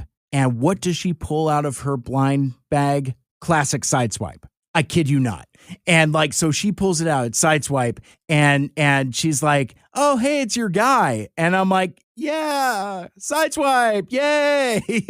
I didn't want to, I'm like, I don't collect the classics mold. I don't collect any other Sideswipe other than the contemporary, Siege, Earthrise, Kingdom, War for Cybertron, now Legacy, now Age of the Primes, whatever the heck we're up to now. But like, I mean, I thought it was dope that she pulled that figure. But anyway, so I get my blind bag, and I'm like, what do I got? What blind bag fun does Mahalo Mike have for me? And I pull out Generations Whirl. It's a figure I don't have. And it's not one that I would get for my collection. I like Whirl just fine. Well, I like Whirl the person very much. They are one of my favorite people. But in terms of like character, they're fine. Very cool. Especially in the More Than Meets the Eye comics from IDW, where basically Whirl is characterized as essentially Deadpool, more or less. So I think it's a really fun characterization. I think this is a really terrific representation of that figure. But for me, this figure doesn't represent a character or a iteration or a representation of whatever. It doesn't matter. It means friendship, and this is, symbolic of, the generosity that Mahalo Mike does. And so I don't know the value of this figure. I don't know if he's rare, or if he's more common. I none of that matters. It doesn't matter. But like, no, I think it's, he's going to look great in my mismatched weirdo shelf. But yeah, no, I think it's terrific that Mike was able to come back to CybFest and have such a terrific response to his table and what he was doing. I don't know if Nathan's still out there watching in the chat, but he had a terrific day as well. Liquidated a lot of his collection, got rid of a bunch of Titans, and there was more than a couple times where I'm just like, oh, do I need any of that stuff? And unfortunately, I did not. There was I think there was like a masterpiece Silver Streak that I was looking at. I'm like, I don't need it. I don't need it. So like, but anyway, so that was cool. Let me move on to some other stuff, because I do have some more stuff, and I probably should kind of hit the jets a little bit, because we've we've been going for 2 hours, and there's a lot of stuff left on the table here. Just off stage here, I was able to pick up a copy of this year's CybFest exclusive figure. I got myself Condor, which is the new figure from Blue Forge. This is an all new mold, a new representation of Cybertronian Laserbeak, and I'm showing you the outside box here. Basically, it's got a nice, handsome little box there, label with chromed out reflective label with a sticker on the back that talks about what it is. It's basically Cybertronian Laserbeak, and he can interact with other cassette allies, and with a warning that Recorder Man and other cassette allies are sold separately. But this entire thing is cool. I am so proud of the work that Alex Gobb has been doing with Blue Forge. Like, I mean, Carbot Darcy last year was incredible. So much so to where Hasbro said, hey, you know what? Now we're going to do Missing Link RC because Blue Forge did it for CybFest. That's the story I would like to go with. Because the year before, he does Generation Zero Wheelless Jack, which is basically like a Bumblebee Origins style, mini-bot style take on Cybertronian Wheeljack. Next thing you know, there's a Voyager class Cybertronian Wheeljack that Bumblebee can fit inside. I'm not saying that John Hasbro attends CybFest, but I don't know that he doesn't either. So anyway, let's take a look inside this box here, because I've consistently complimented Alex on his packaging. Aesthetics, vibes. He just gets it right. I mean, like, dude is a toy designer from like top to bottom.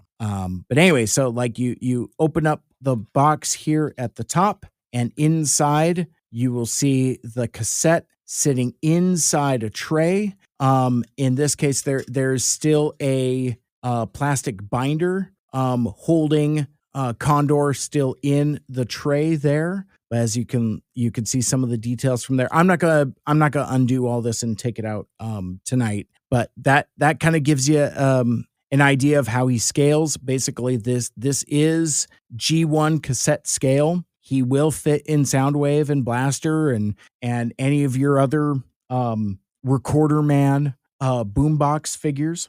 He also comes with a couple accessories. These are basically one is a perch that you can use to interact with any character with the 5mm port, to interact with other cassette allies and Recorder Men. But then also it has a connector piece so that basically Condor can become a jetpack for Laserbeak.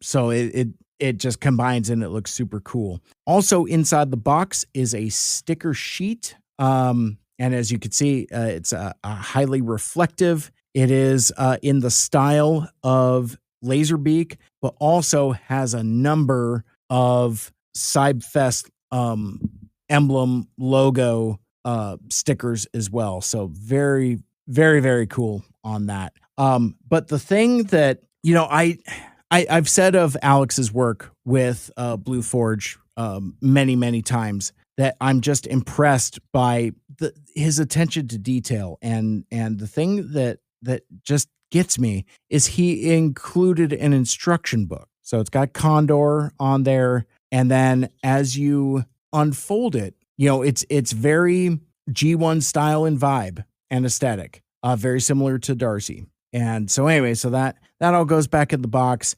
From what I understand, these almost entirely sold out. There are some left that will be, from what I understand, reallocated for a future project that I cannot talk about.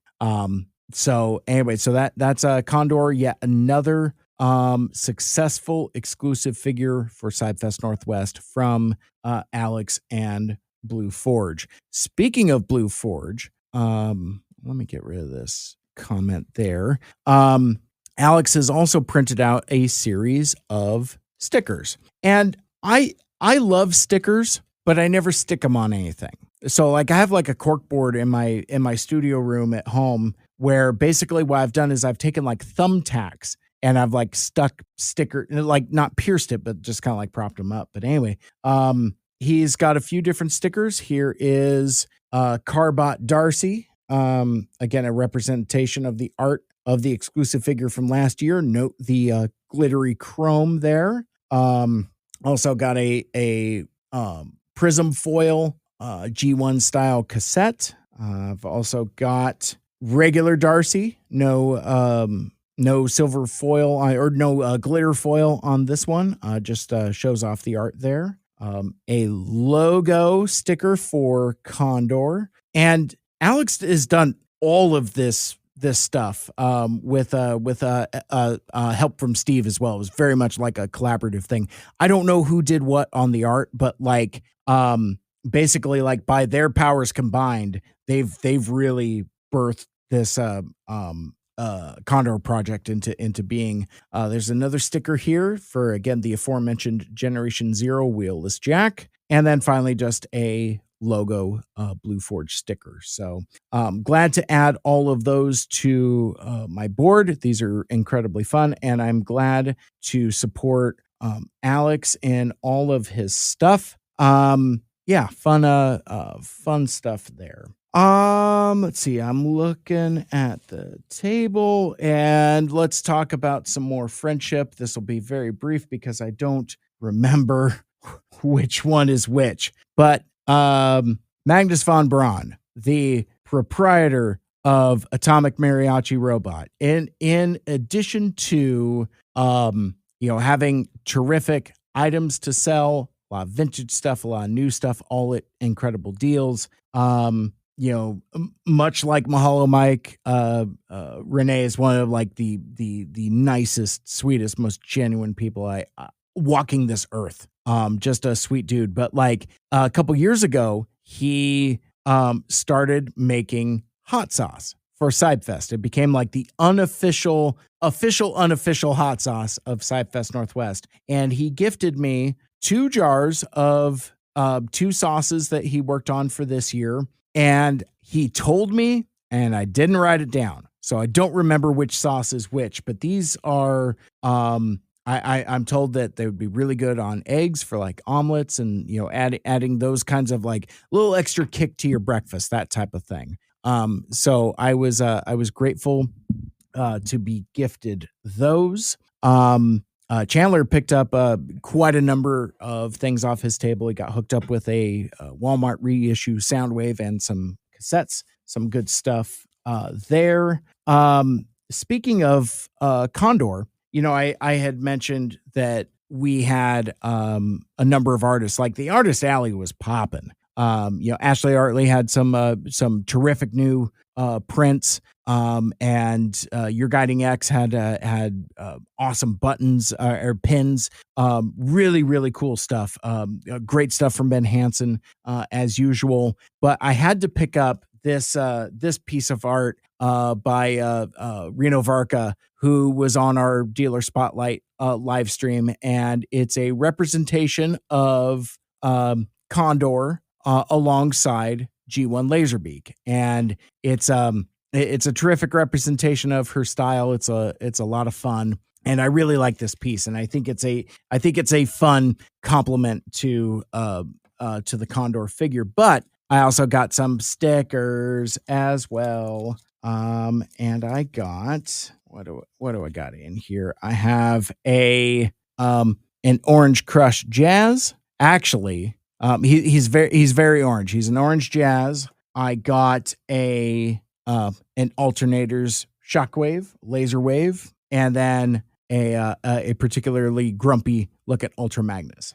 So some fun stickers there and some fun, terrific art. I probably should have thought to do some of this stuff in order, but I think I got a handle on what I'm going to do next. Let's go back to animated, and there it is. I've been looking on my table here, and like I've got like I can't spin my camera around because it's stuck on top of the screen there. But there was a piece I wanted to show off that that I couldn't see, and that was kind of like rattling me a little bit. But going back into animated, as I said, I'm firmly entrenched in a phase, and I'm so thankful and grateful that I'm almost embarrassed to show this off. So I'm just going to show it off and go from there. I now have animated RC, and she is still in the box. The card and the box have seen better days, but yeah, and Toys R Us exclusive. So I'm very grateful to have this in my collection. This was a gift from Ricardo, from Ricardo Cruz Gomez, and I roll up to his table, and he's basically selling his collection. And been to CybFest as a fan a number of times. He and I have hung out a couple times. You've been to Cybertronic Spree together. I've missed his Rum Runner party twice. But very cool dude. And his collection that he was selling was predominantly masterpiece and third party masterpiece style. So just some magnificent pieces. Like, he had like a Fans Toy Springer. He had like a Swoop with like these giant chromed out wings. Just some spectacular, magnificent figures. And I'm looking around and I'm just chatting him up. Oh, you having a good show so far? He's like, oh yeah, and stuff is moving, and it was it was a great time. And I look on the floor, basically like in a pile with a bunch of other stuff, and he had like some empty boxes for the masterpiece figures, and I see the flash of the Transformers animated logo on the card here, and I pick it up and I see it's RC, and I'm like, whoa, just carded RC, just sitting here. And I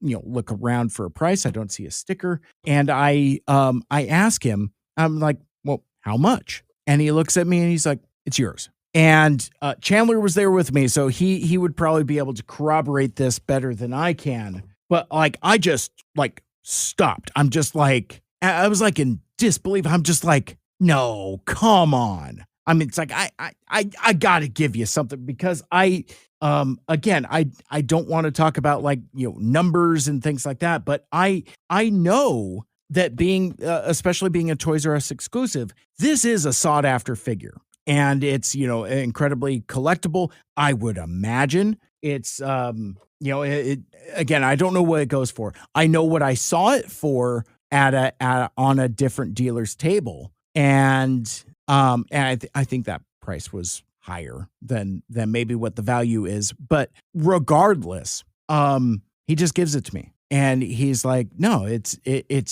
you, maybe give me a shout out, that kind of thing. But like, it was just, it melts my heart. It just that feeling of community that, this guy that's part of my community just gives me a figure that is could be triple digits. And again, I don't want to necessarily minimize the gift by talking about numbers or whatever, but like, I know the significance of this. And so now I'm in a spot, I'm like, oh my gosh, what do I do with it? It's like, cause like, with my animated collection, I'm not trying to pick up stuff on card. Like, so I was telling you earlier about Michael Andrews, and like, I keep looking for a animated Snarl for him, and I keep finding it on card at what I think is a reasonable price. I feel like I'm just going to buy it and open it. But like, but this, I can't open this. Like I feel like I have to display it as is. I mean, very similar to my my whirl that I got out of the Mahalo Mike blind bag. It's just like, I think like that's the significance of these things, is that they are as they are. I'll give it some thought. But like, I mean, like, she's so cool. Like, I mean, that is, I mean, RC is awesome in the show, and this figure appears to be a terrific representation. I love the artwork. I like everything about this, but for Ricardo to just simply gift it to me is just, I'm beyond words. Just overwhelmed. I mean, I was overwhelmed in front of him, and I felt bad because, like, very similar to Mahalo Mike, like, it's like I bought a blind bag from him. Unfortunately, the things on Ricardo's table, a little out of my budget, and like I was telling Travis, who was over there, like both of them were trying to like really hard sell me on getting into Masterpiece and getting into third party Masterpiece, and I can't, I just can't. I like my mainline stuff. It's my speed. I like my alternators. I like my stuff. I like my collection as it is. Because yeah, I mean, I feel like if I get into Masterpiece and third party Masterpiece, there'll be no going back. And whew, it's already difficult enough. Especially since I'm collecting multiple lines. But anyway, so I had to show that off. That's again just an incredible gift, and I'm so damn grateful for this community and for the friendship. And there are times I get kind of like imposter syndrome about it. It's like, well, do I put in what I give out? Yeah, or get out of it, that kind of thing. It's like I don't want to be a taker. I want to be a giver. And so I like to hope that doing stuff like these types of shows, these live streams, the dealer spotlights, and chatting with the organization team, and really trying to try to get people to come to CybFest, and kind of like spread the gospel, for lack of a better term, and talking about how important the community is to me. It's about people and it's about community. But anyway, so I do have a few more things I would like to show off, and yeah, let's get into some fun stuff. So basically, so I mentioned that I'm kind of on this animated kick, and I during a previous live stream, the dealer spotlight show, one of our guests was Kenneth from Wreck-Gar's Junk Emporium, and he showed off a number of customs that he was working on, and that he was getting ready to sell at CybFest. And he does he's licensed to do Funbee Studio stuff. So we got to talking on the live stream, and first I will present a figure that I never thought I needed or wanted, but the ultimate meme character for Two Mikes, Two Furious podcast, talking about Transformers Animated. When we get to the last couple episodes where we're spending a lot of time on Cybertron, and in there, Derek J. Wyatt sneaks in a bunch of Japanese exclusive characters. Actually, I think like the first time we encounter this guy is like in 5 Servos of Doom, where it's like it's Prowl's origin story, and you learn about the Cyber Ninja Corps and all of that. But there was a character that I did not believe was real, because my knowledge of Japanese G1 is pretty spotty. Like I know who Star Convoy is, but I know the name Grandis. I kind of know who he is. But there was another member of that Return of Convoy group, a guy who's I still can't believe that it's his name. I learned about the legend of Sky Gary in the World of Tomorrow. That's got to be like a Two Mikes, Two Furious button that we do at some point. But during this live stream, Kenneth shows off one of the customs that he's working on, just like as if he's just, talking about his stuff. And he pulls out a Sky Gary custom. I think this guy started off life as either Hot Shot or Hot Spot. I don't remember which. He's Hot something. Actually looking at it at his back here, that might be fire truck adjacent stuff. This guy might have been Hotspot. But anyway, he's been between 3D printing and painting and customizing. It's Sky Gary. And Kenneth pulls this out, and I go nuts. I'm like, Sky Gary. And Whirl, who was on the stream with me as well, dude, it's Sky Gary. It's your favorite character. He's not my favorite character, but like I just so latched on to the ridiculousness of this guy's name, Sky Gary. Like, is he related to Land Larry? You know, that kind of thing. But then I started learning more about him, and I love this color scheme. Like, you know, he's like kind of Star Saber adjacent, but not quite. But like, I love this kind of like almost like Gundam motif where it's like it's a lot of white, a lot of blue, a lot of red with like some hits of gold. This character is very cool, and I'm eager to put him on my animated shelf so that people are like, what is that? I'm like, well, that's Sky Gary. You know, well, what's a Sky Gary? That kind of thing.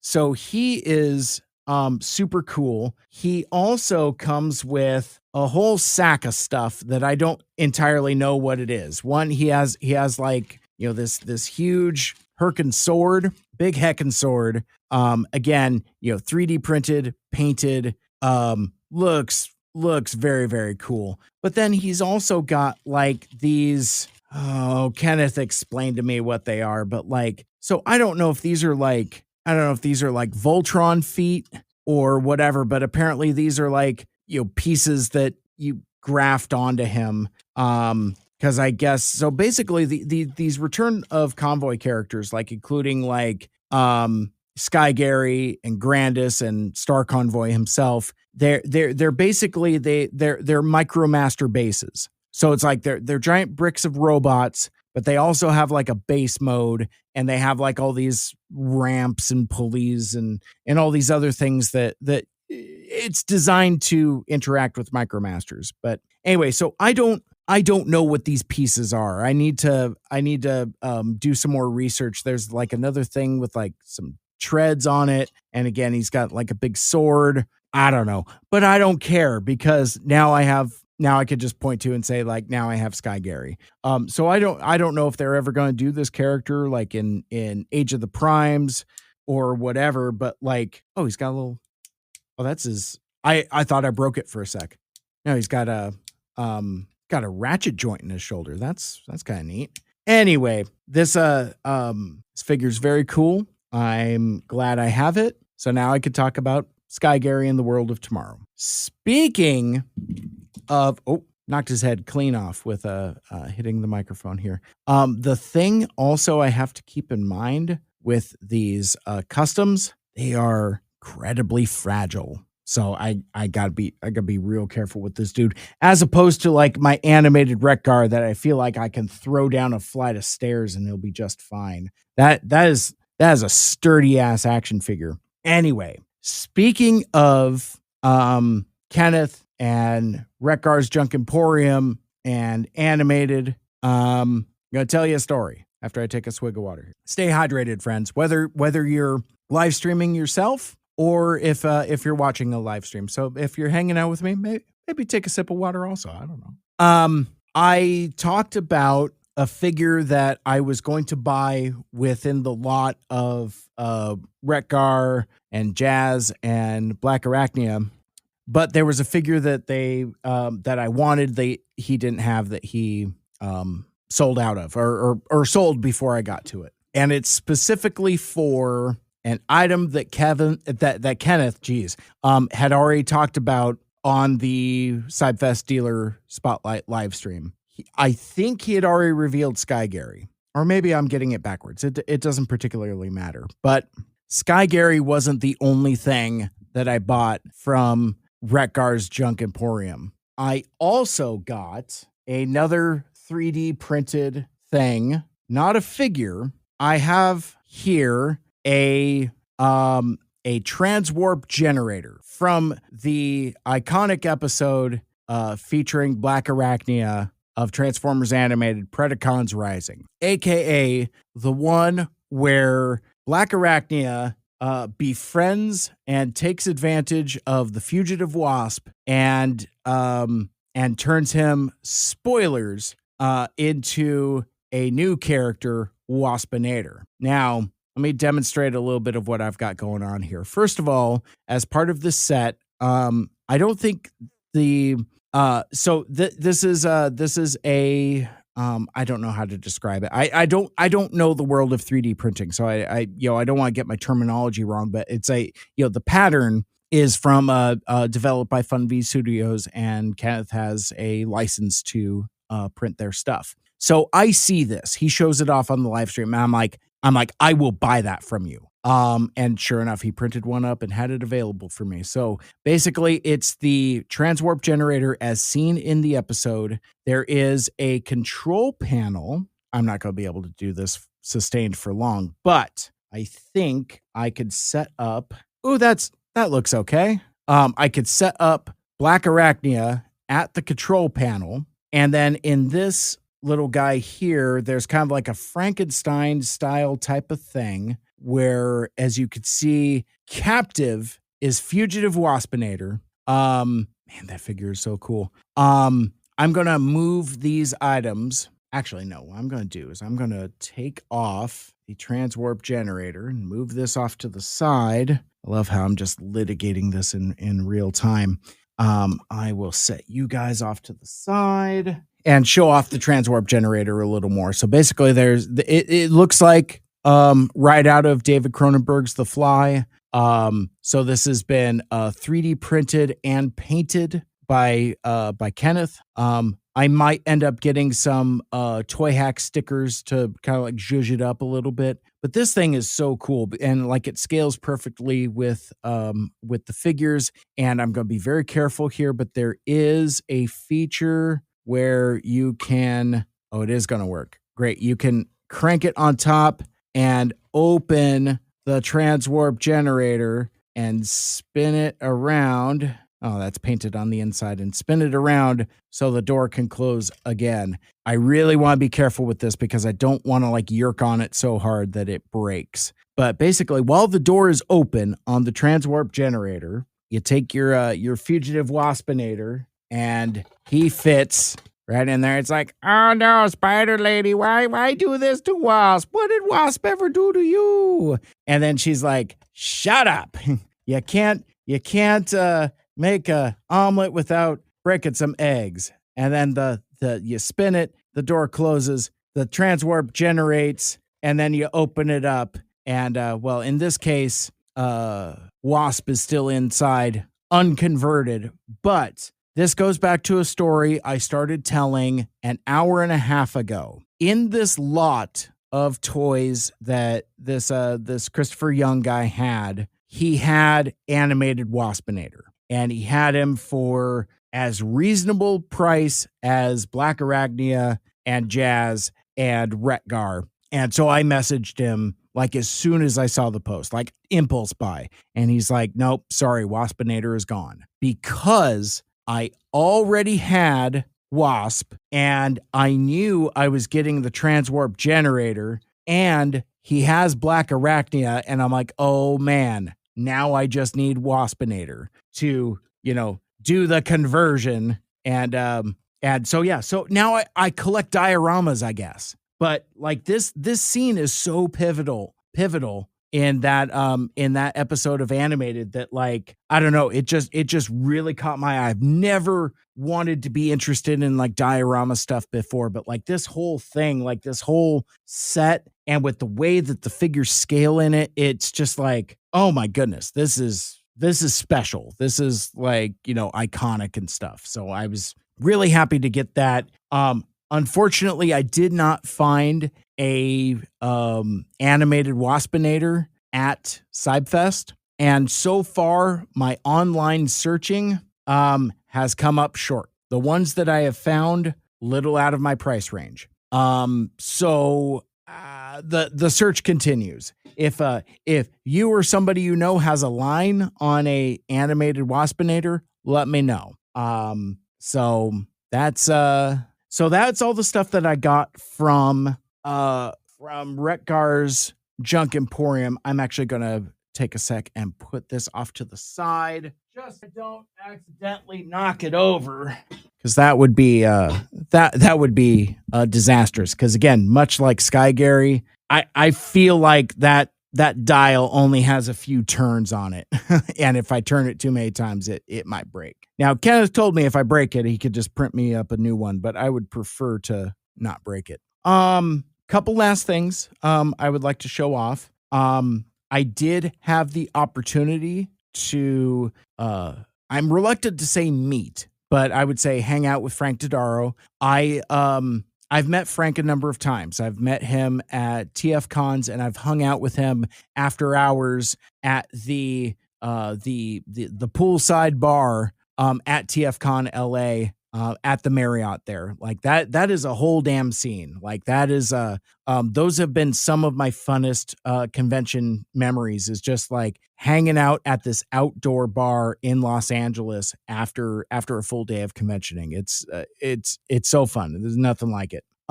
So I've met Frank before, because like he is in addition to being incredibly talented, he's also very accessible and approachable and very easy to talk to. Fun guy. And again, his aesthetic is just like, I just appreciate his commitment to the bit. Like, even when he was at CybFest, he had a nice blazer on and Decepticon symbol enamel pins upside down for toy accuracy, which I thought was very cool. But Frank is like a really nice, sweet guy. I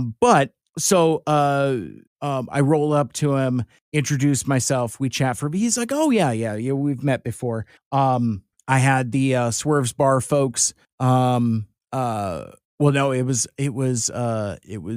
Trish and Whirl's wife, I believe. I think I got it from like a couple different folks. How come you haven't had Frank on your podcast yet? And I'm like, I don't know. I guess I just haven't. So coming soon in the future, I will be coordinating with Frank Dodaro, and we'll do something here on Mike Seibert Radio.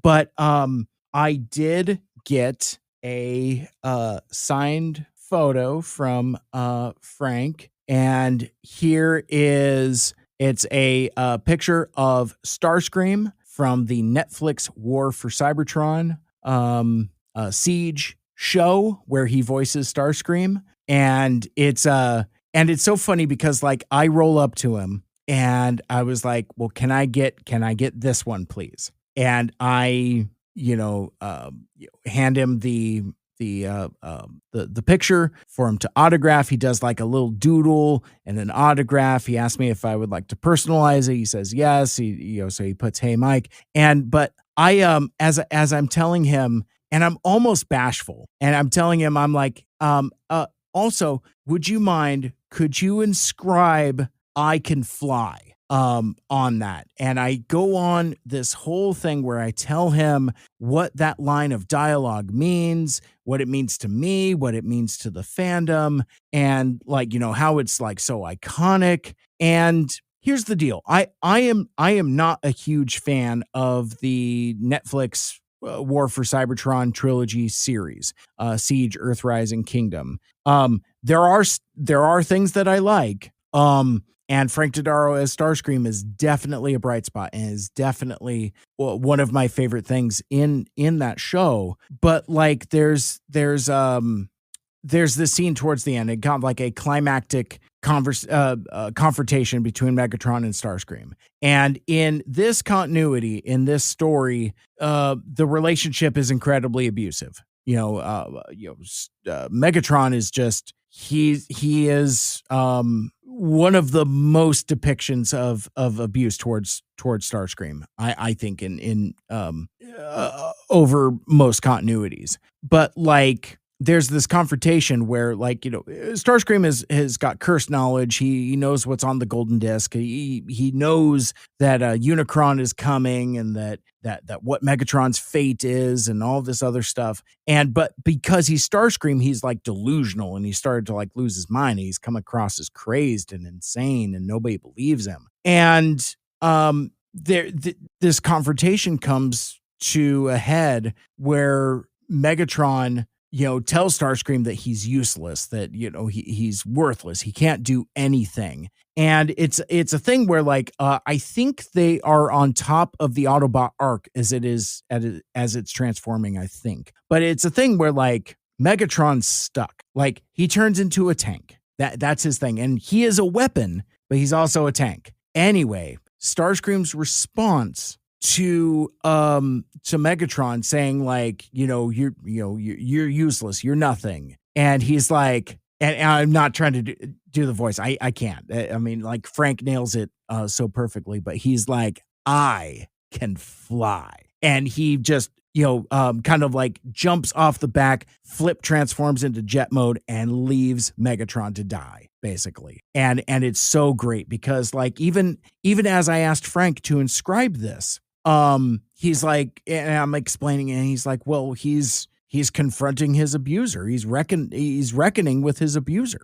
And so for Frank to like, clue into that, I thought was cool. And we had a great conversation and, talked about how powerful the line is. And what's funny though, is this is incredibly special to me. I like the inscription. I like the doodle. I like the autograph. Like this is, I can't wait to like, put this in a nice frame and display it. But I thought that perhaps that notion was unique, that like I was bringing up something, not important. I stick with unique. I thought it was something personal to me. And like, and he shared in that just about every one of these that I saw come off of Frank's table and some other Starscream. Actually, I think every Starscream autograph that I saw, whether it was on a toy, an action figure, a box, a poster, I think he wrote I can fly on all of them. So it's kind of one of those things where, I mean, it's not deflating, but there was a little bit of like, oh, maybe I'm not as special as I thought. It's like, I thought it was something. I'm like, Frank, could you, it would mean a lot to me if you inscribe on I can fly. This is what this means to me. And he's like, yeah, sure. And had a great conversation, but it's just so funny. It's like throughout the entire show, I just like, I could fly was everywhere. Everybody could fly. So anyway, I just thought that cracked me up. Let's go back to the chat. Starry Quill is still hanging out. I had some great finds myself at the con. RAD 2001 Prowl and Skybite, both I had been on the hunt for quite some time. That's awesome. Congratulations on filling those spots in your collection. You'll find all kinds of cool stuff at CybFest. And the thing that's funny too, I've made jokes about this, is that if you don't see something or like you feel like you missed something, wait, because a lot of it just changes hands. Like, I think there's stuff that I have sold that has gone back onto other people's tables and vice versa. It's pretty funny. That's the cool part about being in a close-knit community, is that, yeah, it's like, oh, wait, where did that go? Did that ever come back? That kind of thing. Last couple things I want to show you. And this was initially meant to be a segue into other topics, but now looking at the time, I think I'll just finish my show and tell, and maybe we'll just call it a day. But I had mentioned earlier about the charity silent auction that World put together with Code Ninjas and Extra Life benefiting Seattle Children's, and that was Jake, who had the winning bid of almost $1,000, JB Toys. And there was some discourse in the Facebook group about pricing and about pricing of certain toys. Apparently somebody had some scalper prices and kind of got flamed for it in a I think it was in bot posting. I don't remember. It may have just been the discussion group. I don't remember. But anyway, like I had seen, yeah, I'll show it this way. Okay. So, the item in question was a Studio Series 86 Commander Class Optimus Prime. And, somebody in this group was selling it for like $150. That's scalper territory, I think. But Jake had posted that JB Toys would have Studio Series 86 Optimus Primes for, as they said, just above retail. And I'm like, cool, I'm in the market for that figure. I've not been able to find it. I didn't pre-order it because, again, I'm trying to be off pre-orders, except when they're side swipes. I don't even know how or why I do things. But anyway, Jake had no fewer than 6 different Studio Series 86 Optimuses, and he was selling them for basically retail. I mean, like the price that would be retail plus sales tax, I guess, if you want to call it that. But I didn't have to pay shipping for it. I didn't have to go hunting in the store, and I got them for retail, and I'm very happy. So I commented on his post. I'm like, you're the first booth I'm going to go see. I didn't quite make it there first, but I got there close to first. But anyway, I'm super happy I got this. And the thing that I was going to segue into, there was a version of this. Maybe I'll talk about this on Thursday. But like, part of the reason why I like this, why I want this, is one, because it's Studio Series 86, and I'm mostly line complete on that. I love the artwork. And if you've been hanging out with me for the last 10 years, you know what Transformers the movie means to me. And you know what this scene means to me. And you know what this pose means to me, the jump. You know, I'm always talking about, oh, the jump this, the jump that. You know, every figure needs to do the jump. You know, jump. Crisscross will make you jump. The Mac Dad will make you jump. Daddy Mac will make you jump. Anyway, Optimus Prime will make you jump. The depiction of the artwork by the incredible, talented Marcelo Mater. Like I need this box set just for this. I don't know if I'll even open this, honestly. Like I kind of don't care what's in here. I just want the box, which is so funny because like I wonder if I could just buy an empty box from somebody and then just display it that way. I never thought of it that way. But anyway, I'm super glad I got this, or finally got it, because I've missed it a few times. But the thing I was going to transition into that we might talk about on Thursday is what is going on with the Studio Series 86 line. I'll talk about how because of this release, I believe that's why they stopped numbering these. This box set is let me see if I can put that up there. There you go. Number 31. You know who else is number 31? Galvatron. They put out 2 figures with the same number. So that's frustrating. And I believe those are the last figures that are numbered. So I have thoughts and feelings relating to packaging for Studio Series 86. I'll unpack that on a different day. Because now suddenly after San Diego Comic-Con, my enthusiasm for Studio Series 86 has kind of been reinvigorated. Like I don't have any of the Constructicons. There was a time where I didn't know if I was going to get them because I don't like the boxes. Like, and again, if you know me, you know I have hangups on boxes. I'm a box collector. But mismatched boxes really bothers me. And the Studio Series 86 ongoing packaging changes really bothers me and really bothers my collection. But anyway, that's for a different time. But seeing Windcharger and Thundercracker, especially knowing that Thundercracker is going to be a new mold and that they're going to do the other Seekers as well. Shoot, they may even get to Coneheads. I don't know. But I can unpack that. I can unpack that later. So I was mentioning I was at JB Toys and I knew I was going to buy this, but then I mean, Jake has got the best stuff. His table always rocks. But then I'm looking around and I see this guy sitting there. You know, just a old Laser Prime, just kind of sitting there, you know, with his sword and his shield and his trailer. I left those at home. He's complete. But I've discovered, now let's go back a couple hours.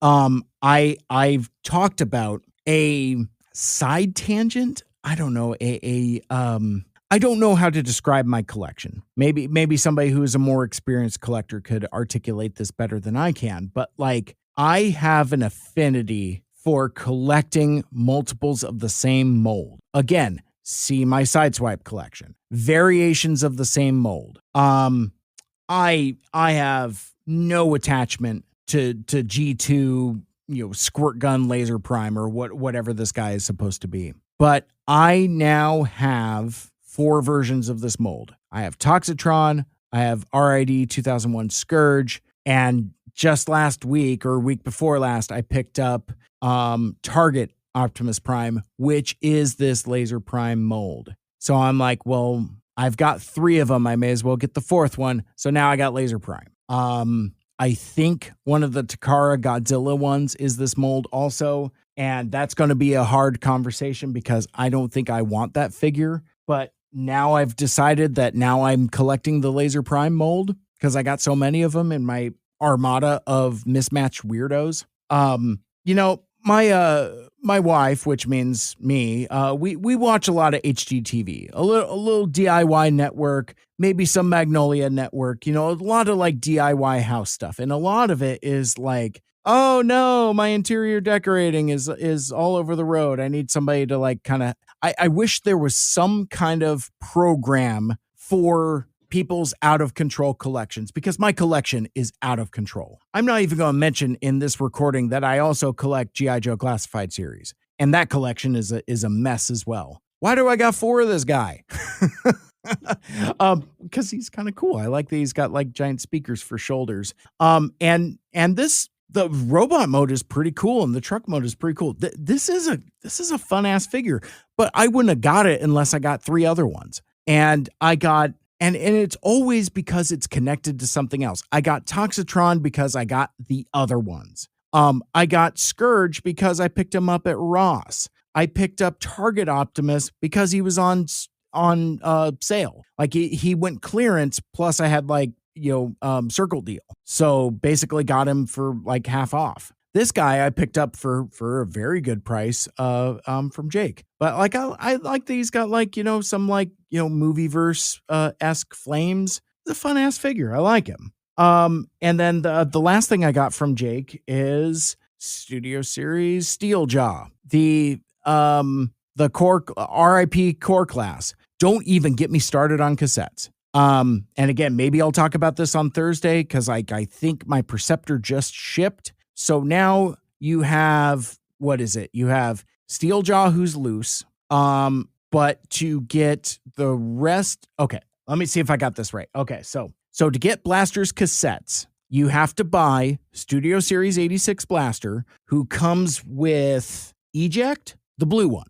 The blue boy. So you have to buy Studio Series 86 Blaster to get Eject. To get Rewind, you had to have bought Legacy Twin Cast, because that's where you get Rewind, the black cassette, the robot. Then to get Steeljaw, you got to get it in a discontinued core class, and then to get Ramhorn, you have to buy Perceptor. And then when you buy Perceptor, you get Ratbat also. So like, what are they going to do when they do leader class Soundwave in Studio Series 86? There's a rumor that it's a new mold. Which cassettes is he going to come with? Which ones isn't he? You got Rumble and Frenzy, both the red one and the blue one, in separate core class packaging, very similar to Steeljaw here. But then you have Ratbat stuck with Perceptor, which hot take, I kind of don't mind that in a weird kind of way, because I feel like Ratbat is an exclusive 1980 or 86 movie character, because that's where he debuted. And I think he belongs in that scene with Perceptor and Blaster. Now, why Perceptor needs 2 cassettes, I don't know. That's neither here nor there, but like, I like that Ratbat is released in some kind of Studio Series 86 form. But yeah, so when you do leader class Soundwave, what does he come with? With Laserbeak and Ravage. He can't come with Buzzsaw because Buzzsaw's not in the movie. In fact, see, now if I was doing this, now granted, I don't run a toy company and I don't know nothing about nothing, but like at a time where if if Rumble and Frenzy had not already come out, what I would do is package Soundwave with Rumble, Frenzy, Ravage, and Ratbat, and you put a backdrop for the communications tower, because that's how the scene goes in the movie. Megatron is like, jam that transmission, and then Soundwave deploys the cassettes in that order. Rumble, Frenzy, Ravage, Ratbat, eject, Operation Interference. In fact, it would be cool if like there was a call out on the box, for 86 Soundwave, something relating to Operation Interference. That'd be kind of cool. But that doesn't make sense to anybody except for me. So, but you have to have Laserbeak in Studio Series 86, because he's also in the movie. So it's a hard one. Starry Quill in the chat says, maybe it's a reference to Percy's Power of the Primes toy, which comes with Ramhorn. I didn't even think of that. That's an elegant solution to that. I spaced out about that. So that is kind of like a cool reverse call back, call forward type of thing. But yeah, I think I'll collect my thoughts a little more and maybe get some slides. And in addition to the movies, I think I'll kind of get more into the whole vibe and aesthetic of Studio Series 86 and what I think's working and what's not working. And because I mean, Netflix Deep Cover started it, but having an entire subline dedicated to the 86 movie is what really got me into mainline collecting. And there were times where I was going to collect Studio Series 86 only. And then Kingdom Cyclonus came out. And then like Quintessence came out. Actually, now, and I'll talk about this on Thursday.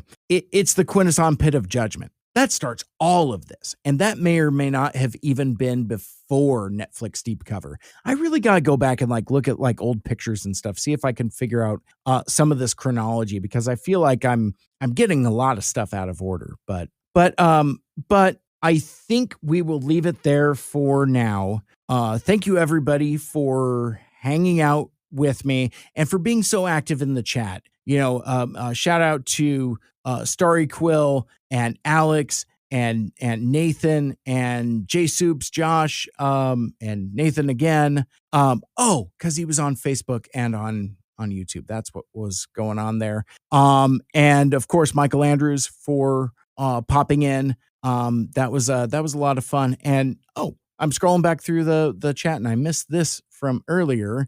From Super Gamer and Plus Show. Hi, Mike.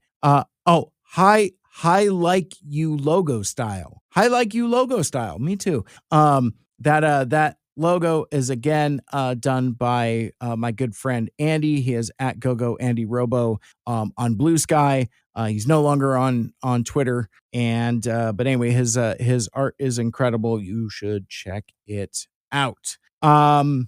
Stay tuned Thursday for the return of the Mike Seibert Radio podcast live stream, where I will be talking about Superman and the Fantastic Four, and now apparently Studio Series 86 as well. So that's going to be a lot of fun. Coming up in the future, myself and Michael Andrews will be back on Autopod Decepticast talking about Coming of the Fusers, the season 2 episodes of Beast Wars. But yeah, again, thanks for hanging out. That will wrap things up for this episode. Thank you so much for listening and for hanging out. If you want more Mike Seibert Radio, be sure to subscribe on Apple Podcasts, Spotify, or wherever you listen to your podcasts. And for even more Transformers content and excitement, check out our other show, Two Mikes, Two Furious Animated Transformers, where Michael Andrews and I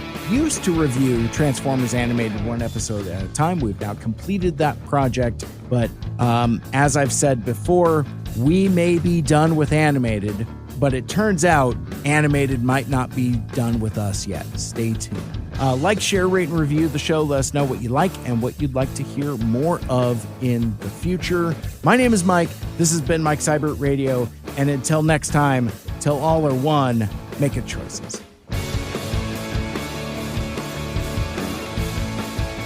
Mike Seibert Radio is recorded in Seattle, Washington. Our original theme song is written and performed by Lucia Fasano. Get her music on all streaming platforms like Spotify and Apple Music, and check out her Instagram at Lucia_Fasano.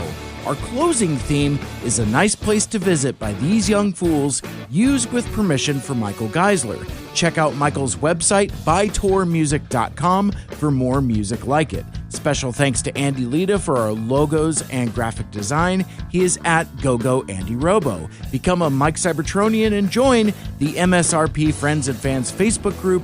And you can follow me on social media at Mike Seibert Radio on Twitter, Facebook, Instagram, and Blue Sky. And check out my YouTube channel for even more videos, and subscribe so you never miss a show and don't miss Two Mikes, Two Furious animated Transformers. Want to be a guest on the show? Send me an email, MikeSeibertRadio@gmail.com.